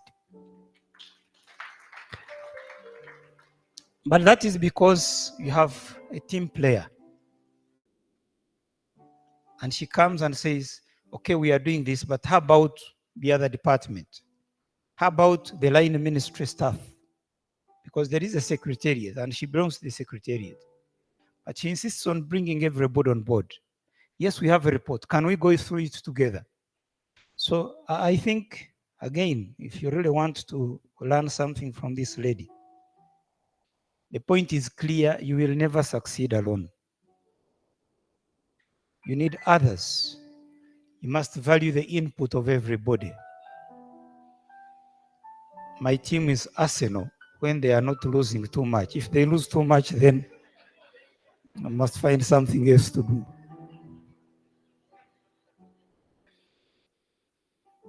Even the best in terms of striking and scoring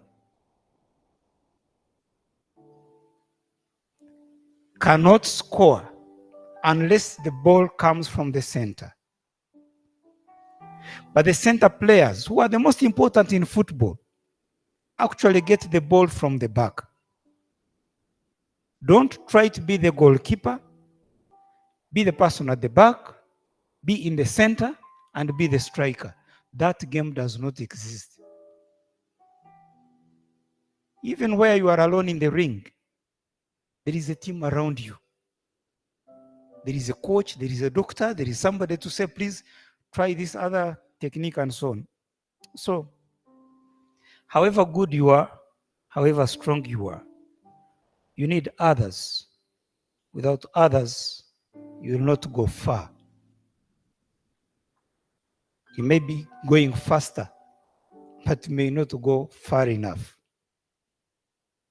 So finally, just a reflection, because when you're supervising somebody, you be careful. At one time or another, they'll ask for a recommendation about that person. So I'm imagining if somebody said, make a recommendation of this lady, I will say 5 things about you, and very objective.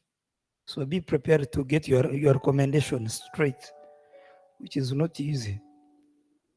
Number 1, that you represent women empowerment in Uganda and Africa.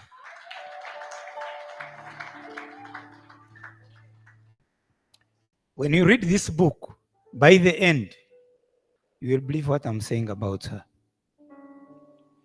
But number 2, you represent writers with unique style.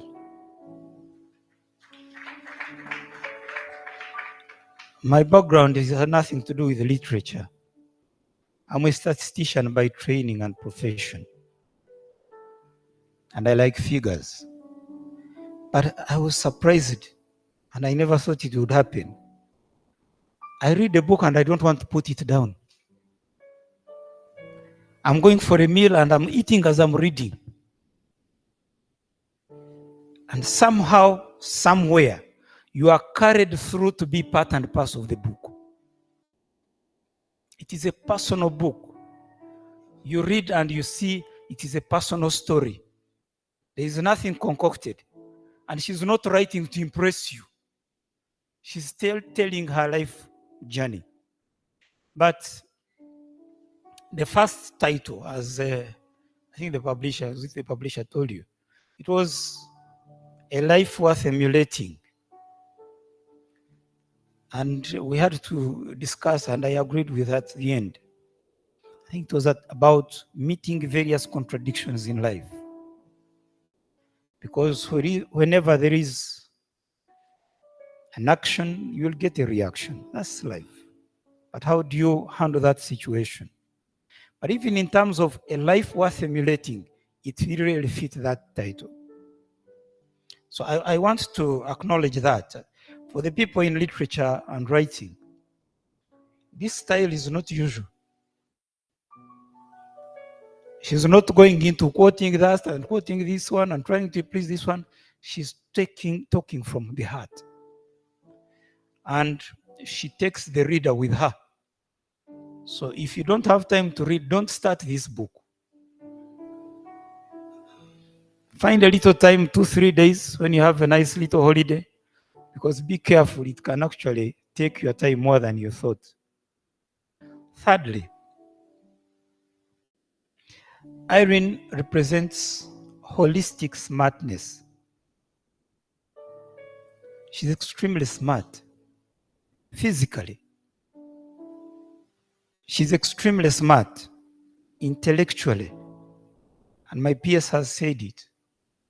Now, one of my degrees was in philosophy, and I like understanding psychology and proper reasoning. And this lady is smart in terms of the flow of logic, highly intellectual, highly philosophical. She's smart upstairs. You may ignore her when you meet her because of her simplicity. But I think those who sat with her in class, her school, her classmates, I'm sure you will attest to that. She must have been one of the first class students in class. But also in terms of appearance and presentation. So if I'm not there, my Minister of State is not there, the PS is not there, I'm sure 100% that Irene can represent not just Minister of Local Government, but the government. She's able to do that.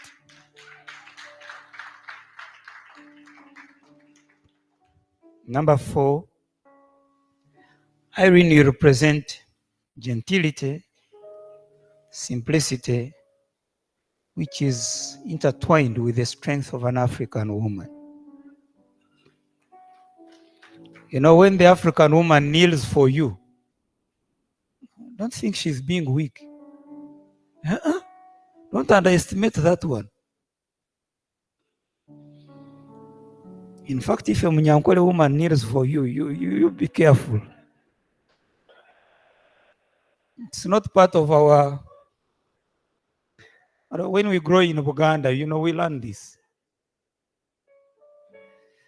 But she's gentle, humble, but extremely strong-hearted. And finally, I realized that, you know, because she's busy, and I don't know where she gets the time to write all this. Now I've heard there is a technique. You talk and somewhere the book is getting written, okay. But still, I find you a strategic investor. And I want to be clear on this one. You have your smartphone, you can take it and read. The global market for coffee, the president always talks about it, between 370 to 600 billion dollars. Coffee, our number one export. The global market for milk, we come from the milk society, $260 billion dollars. The global market for bananas, $25 billion. We grow tea. For tea, it is only $17 billion. The global market for books, $137 billion. This is a strategic investor. There are things we do not value. I don't know why. Maybe it's our nature, I don't know. But intellectual property, doing something that we live and that you can actually bequeath to your children. Because the minute you have written a book like this, and it has been published, the rest is money flowing. And I now look back and I say, I wish my father had bequeathed to me some 2 books or 3. Because he left tea gardens. And now the price of tea has gone down. He left cows. And the cows were given as a dowry when I was married. But with this one, to the children, nobody will take this away from you. It is an investment that the African takes little time to reflect on. And yet it seems to be big. So for those of you who are in this business of publishing, of writing, what does it take to put aside 2-3 months of your time and you invest in a product in an industry which gives you a stream of incomes forever. So I call you a strategic investor. And moreover, you are doing it in something you enjoy. It's like music. A musician comes here, where has Pablo gone? This guy can entertain you, you give him money, he's enjoying it. It's not like wrestling, they are hitting you. So I really admire you. When I realized, yes, there was a certain writer, and I was reading the book, and the guy was in billions and billions of money just because of the book. Recently, we hosted Professor Jeffrey Sachs, one of the best economists in the world. And I've read some of his books. And you want to go back and read the same book. And the book is read at all levels of economics. If you have done economics, you must know Jeffrey Sachs. So I want to encourage you. We need you in PDM, there is no doubt. Don't go into politics, it will distract you. But this is the way to go. Sit down and write more books. This was about your life and the family, given the background of what you had gone through. Let me give you an area which is gray, extremely gray, for the academicians. The parish development model. Yes, the biggest investment in terms of government have been 30 years in local government at all levels. And this is the first time that government is giving more than 1 trillion shillings every year to the grassroots. Most of the time we are giving it to the districts, the municipalities, town councils, and so on. But this time government took a decision to go down to the ordinary person. And our objective is not just to give out money. We want to change their lives. So if we have now given out money to 1 million households, why don't you take the study? What have they done with the money? Each household is getting 1 million. Can our goal really be to give 1 million to people? Can that really be a development goal? The goal is change livelihood. Transform somebody from the subsistence to the money economy. It has parameters, statistical parameters you can measure. And then you can develop its model. We talk of a model, but we've not developed the statistical model, the economic model of it, in terms of poverty alleviation, in terms of job and wealth creation. But that is one area. There are several others. And the encouragement I'm giving my sister is, don't be deceived by somebody who will say, now save your 10 million, go and start a small cottage industry there. That is for other people. This one is real money, my dear sister. This is your brain. This is your time, and this is your life. And you have shown that you can do it amidst difficulties. Now, how about when you are real at ease? It will be certainly a life journey for you. So I wish you the best. And I want to also, well, when you are the chief guest, then you have to be a chief guest. And moreover, when you are a minister, you cannot go below.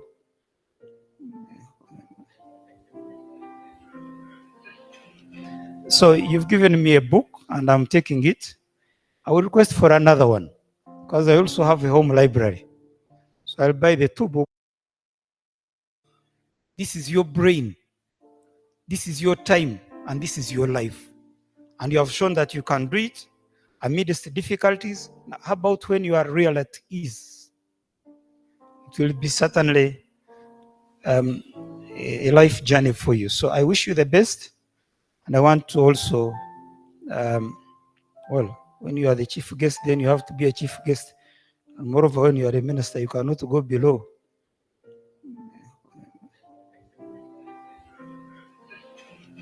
So you've given me a book, and I'm taking it. I will request for another one, because I also have a home library. So I'll buy the 2 books at 10 million shillings.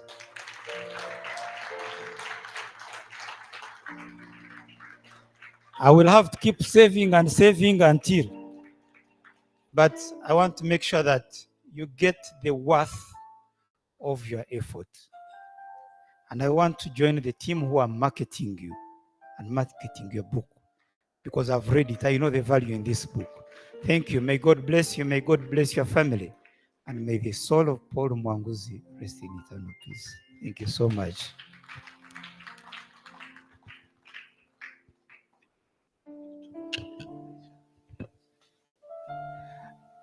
Okay. So I'm told it's time to launch the foundation. The foundation has members. I'm just part of the team which is initiating another foundation for a great man, an Italian we buried about a month ago in Uganda. He was a Ugandan citizen, an Italian priest, Father Paolino Tomaino. He built more than 70 primary schools. He built more than 5 secondary schools of repute, several hospitals and savings and credit organizations. And His Excellency the President on Labor Day awarded him a medal. So we're trying to do that to see how to register a foundation. What I've learned is a foundation has members. It's about membership. And we commit ourselves annually to raise some little money to support the works of Paul, what he was doing, that he's no longer here, but his legacy must remain. So I will launch it by requesting to be a member of that foundation. May I invite? Do we have somewhere to sign or something? Yes, the family and those you want us to do it with. We launch by signing. Well, we have two spaces where we're first going to launch the foundation. It's right behind you, and then we have a pair of scissors to cut the ribbon as a symbol of launching it, and then we shall then launch the book, A Life of Braving Contradictions. So the members of PMF, you can get close, and then after you'll have the privilege to sign it as well. So ladies and gentlemen,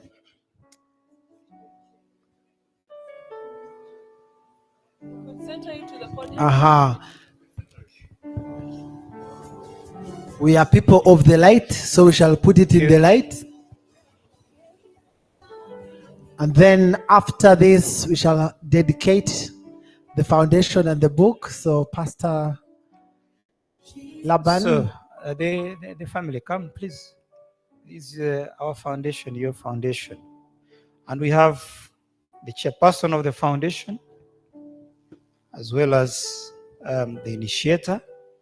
PMF stands for Paul Mwanguzi Foundation. And our theme is empowering communities. It is my great honor and pleasure on this 16th day of May 2024 to hereby launch the Paulo Mwanguzi Foundation. Thank you so much.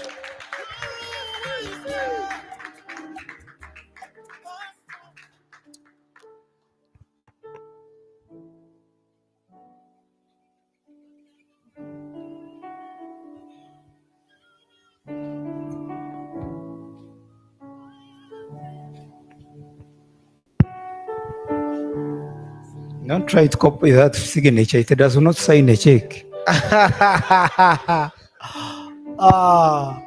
It's a dummy signature. Sure.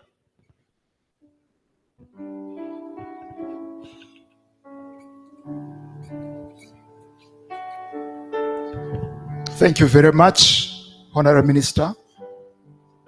Jeremy Aguma, I'm standing in for the chairperson. I'm the vice chair.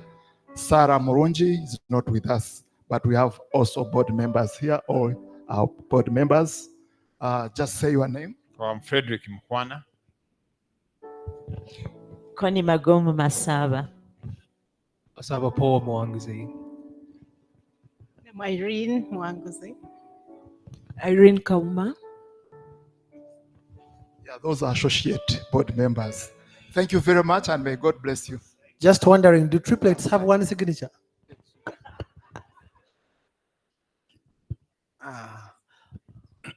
Yeah, while they are signing, I'll take this opportunity to inform you all that has caused Irene to be what she is. It's one thing: personal relationship with Jesus Christ as her personal savior. So if you are here and you have never made that commitment, this is the time to make that commitment. We have pastors around. You can just, during the break time, go, or you go to your church and announce that I made that 35 years ago and I don't regret. And I encourage all of us so that we are celebrating after here. May God bless you all. Thank you so much, Mr. Aguma. And having said that, we're now going to cut the ribbon off Life of Braving Contradictions, and then they will dedicate. And please, if you have a pledge to make, you can write it. We shall announce it in support of the Paul Mwangzi Foundation that has just been launched. Will the ushers please move around and make sure that you collect those pledges back, and we'll announce them. That will add color to this beautiful day. And now the Honorable Minister is going to cut the tape to officially launch the book, A Life of Braving Contradictions, an autobiography by Irene Wasike Mwanguzi. Thank you so much. It is my pleasure and honor to now launch A Life of Braving Contradictions, an autobiography written by Irene Wasike Mwanguzi. Congratulations.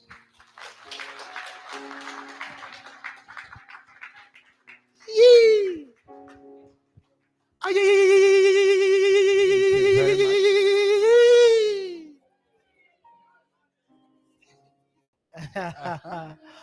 If you want to give me a sup, please come and do it for me. Aha, that's the one. The one from UK is walala walala.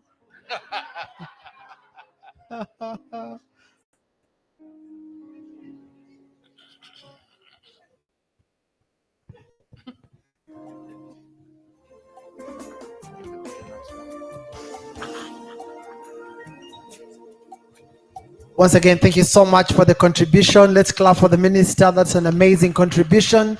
We're still receiving contributions as well. And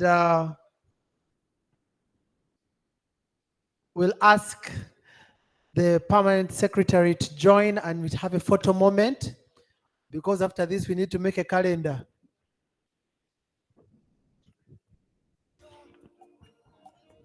Pastor Laban can join and we take a photo.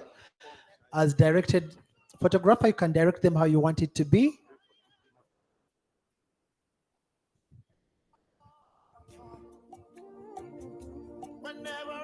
Special thanks to the band Higher Praise. Just get ready to close it, and we'll invite the editors to join. Justice, Lady Justice Cornelius and Lady Justice Yagonja, you can join. We are gender sensitive to balance the photo.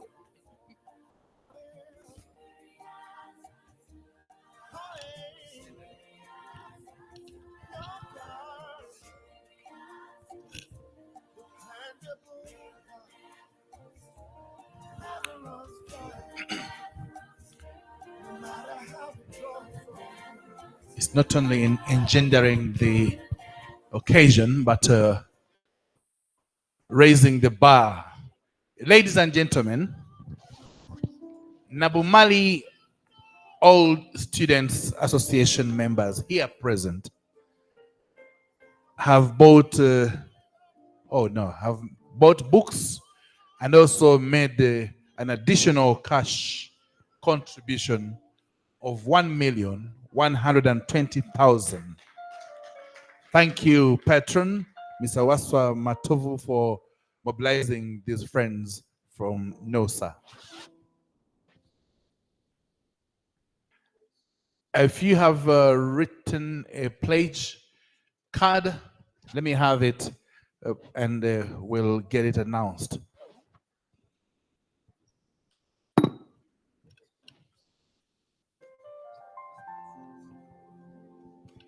We also have a cash contributions from Mr. Justus and Sophia Shaba to Mwisje of 200,000 shillings. Thank you very much.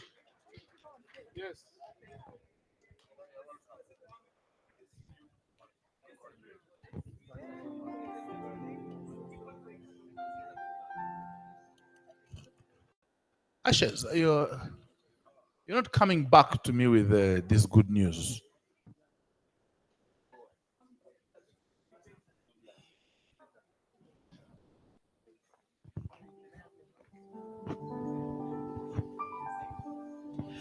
Well, ladies and gentlemen, in the interest of time, we shall plant 2 trees with one stone, with one seed.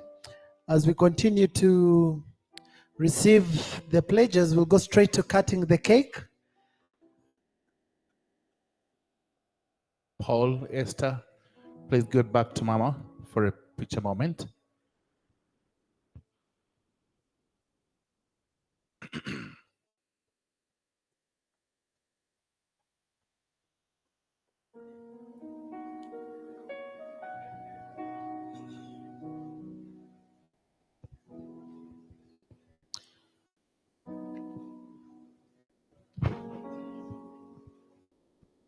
Somebody help me move the cake to a place convenient for us to cut it.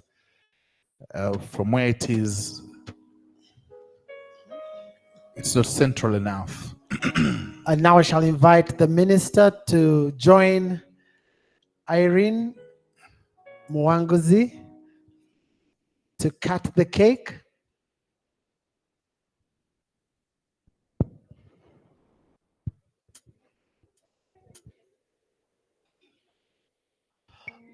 Thank you, Pastor and Mrs. Chila, for your contribution of 200,000 shillings for this beautiful foundation. And now it's time to cut the cake. We shall ask our author, Jane, the minister, and the triplets as well. This is a blessing.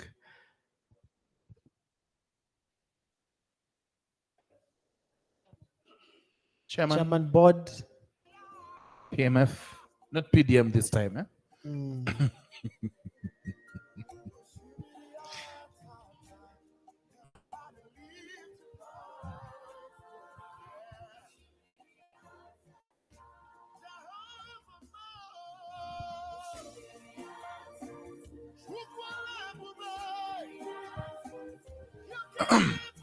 We're gonna count for this cake. Where do we start from?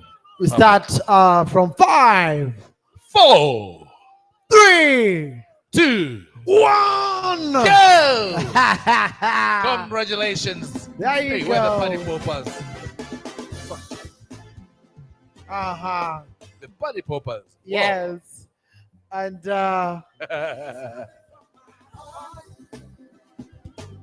Raise our thanks unto you, Lord. as we cut this cake to share it, we'll have Connie Masaba Mogomo for the chairperson, organizing committee, to move a vote of thanks to you all. And please make sure you don't go away before you have that cow juice outside this hall. absolutely, we have prepared for you great snacks and tea. Please make it a point to enjoy it. Let's welcome. And before she speaks, we have some more pledges coming in. A pledge of 1 million from MBN Clinical Laboratories on behalf of Dr. and Mrs. Bwanga Freddy. Thank you so much.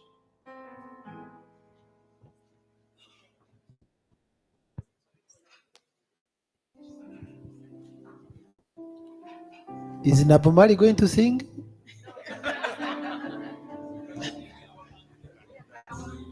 I got to sing your anthem.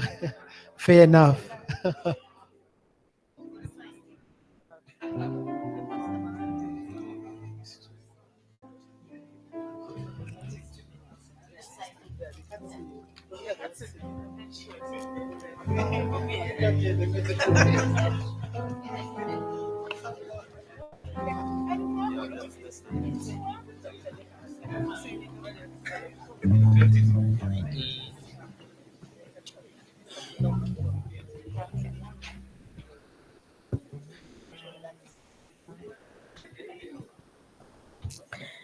Uh, our main guest tonight, Honorable Minister, the justices, the MPs present, Permanent Secretary, my peers, glad to see you. Everyone in the house, our invited guests, ladies and gentlemen, we take this opportunity to thank you so much for turning up for this function. You can imagine if we had organized and you hadn't come here, it would have been such a sad moment. But the fact that you put aside time to interact with us to ensure that we launch this foundation, we don't take it lightly. The fact that you've been able to pay up for the book and you promised to pay for more books, we appreciate you and thank you so much. So on behalf of the board, of the Paul Mwangs Foundation, and on behalf of Irene, the writer of a great book, we really, really thank you and want to thank Minister of Local Government. Thank you, sir, for supporting Irene.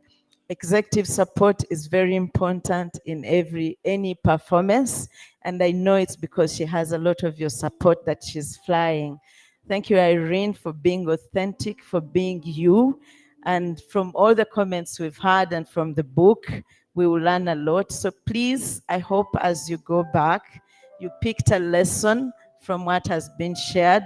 The minister has shared with us about what he got from the book, and I was very impressed. Everything he was saying, I was saying, yeah, that's my yaya.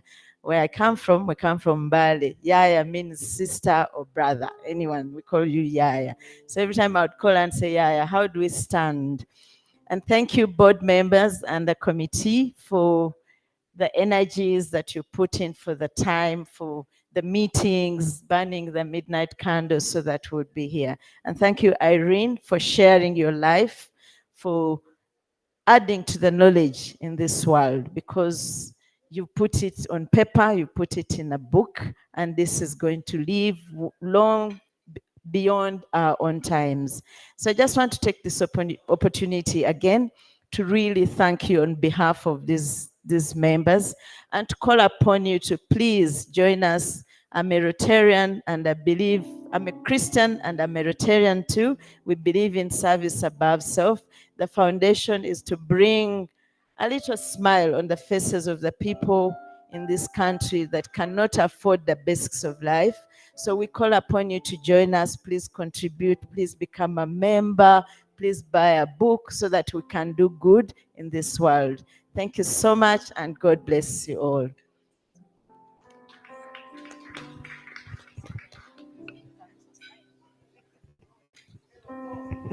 Thank you, Mr. Daniel Nangalama. We have received 200,000 shillings.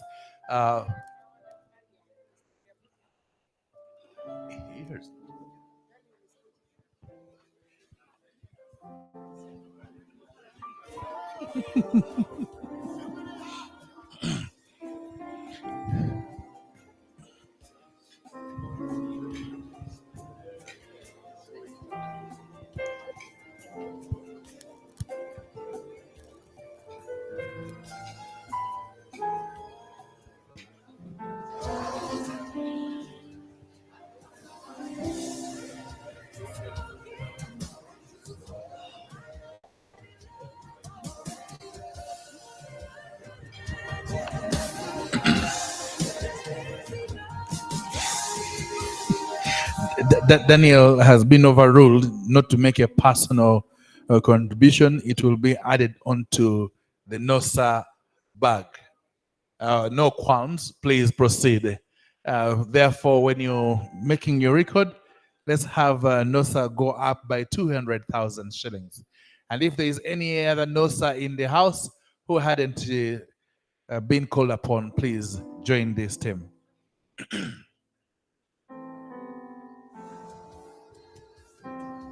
I'm very sure the fingers on those keyboards are announcing something very beautiful. Getting prepared for your ears.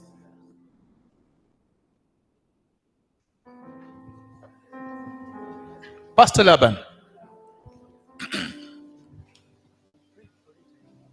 Pastor Laban, how about dedicating this beautiful foundation and a book that you prayed for at the beginning to continue flourishing? Thank you. He's graciously accepted to do this. Thank you very much.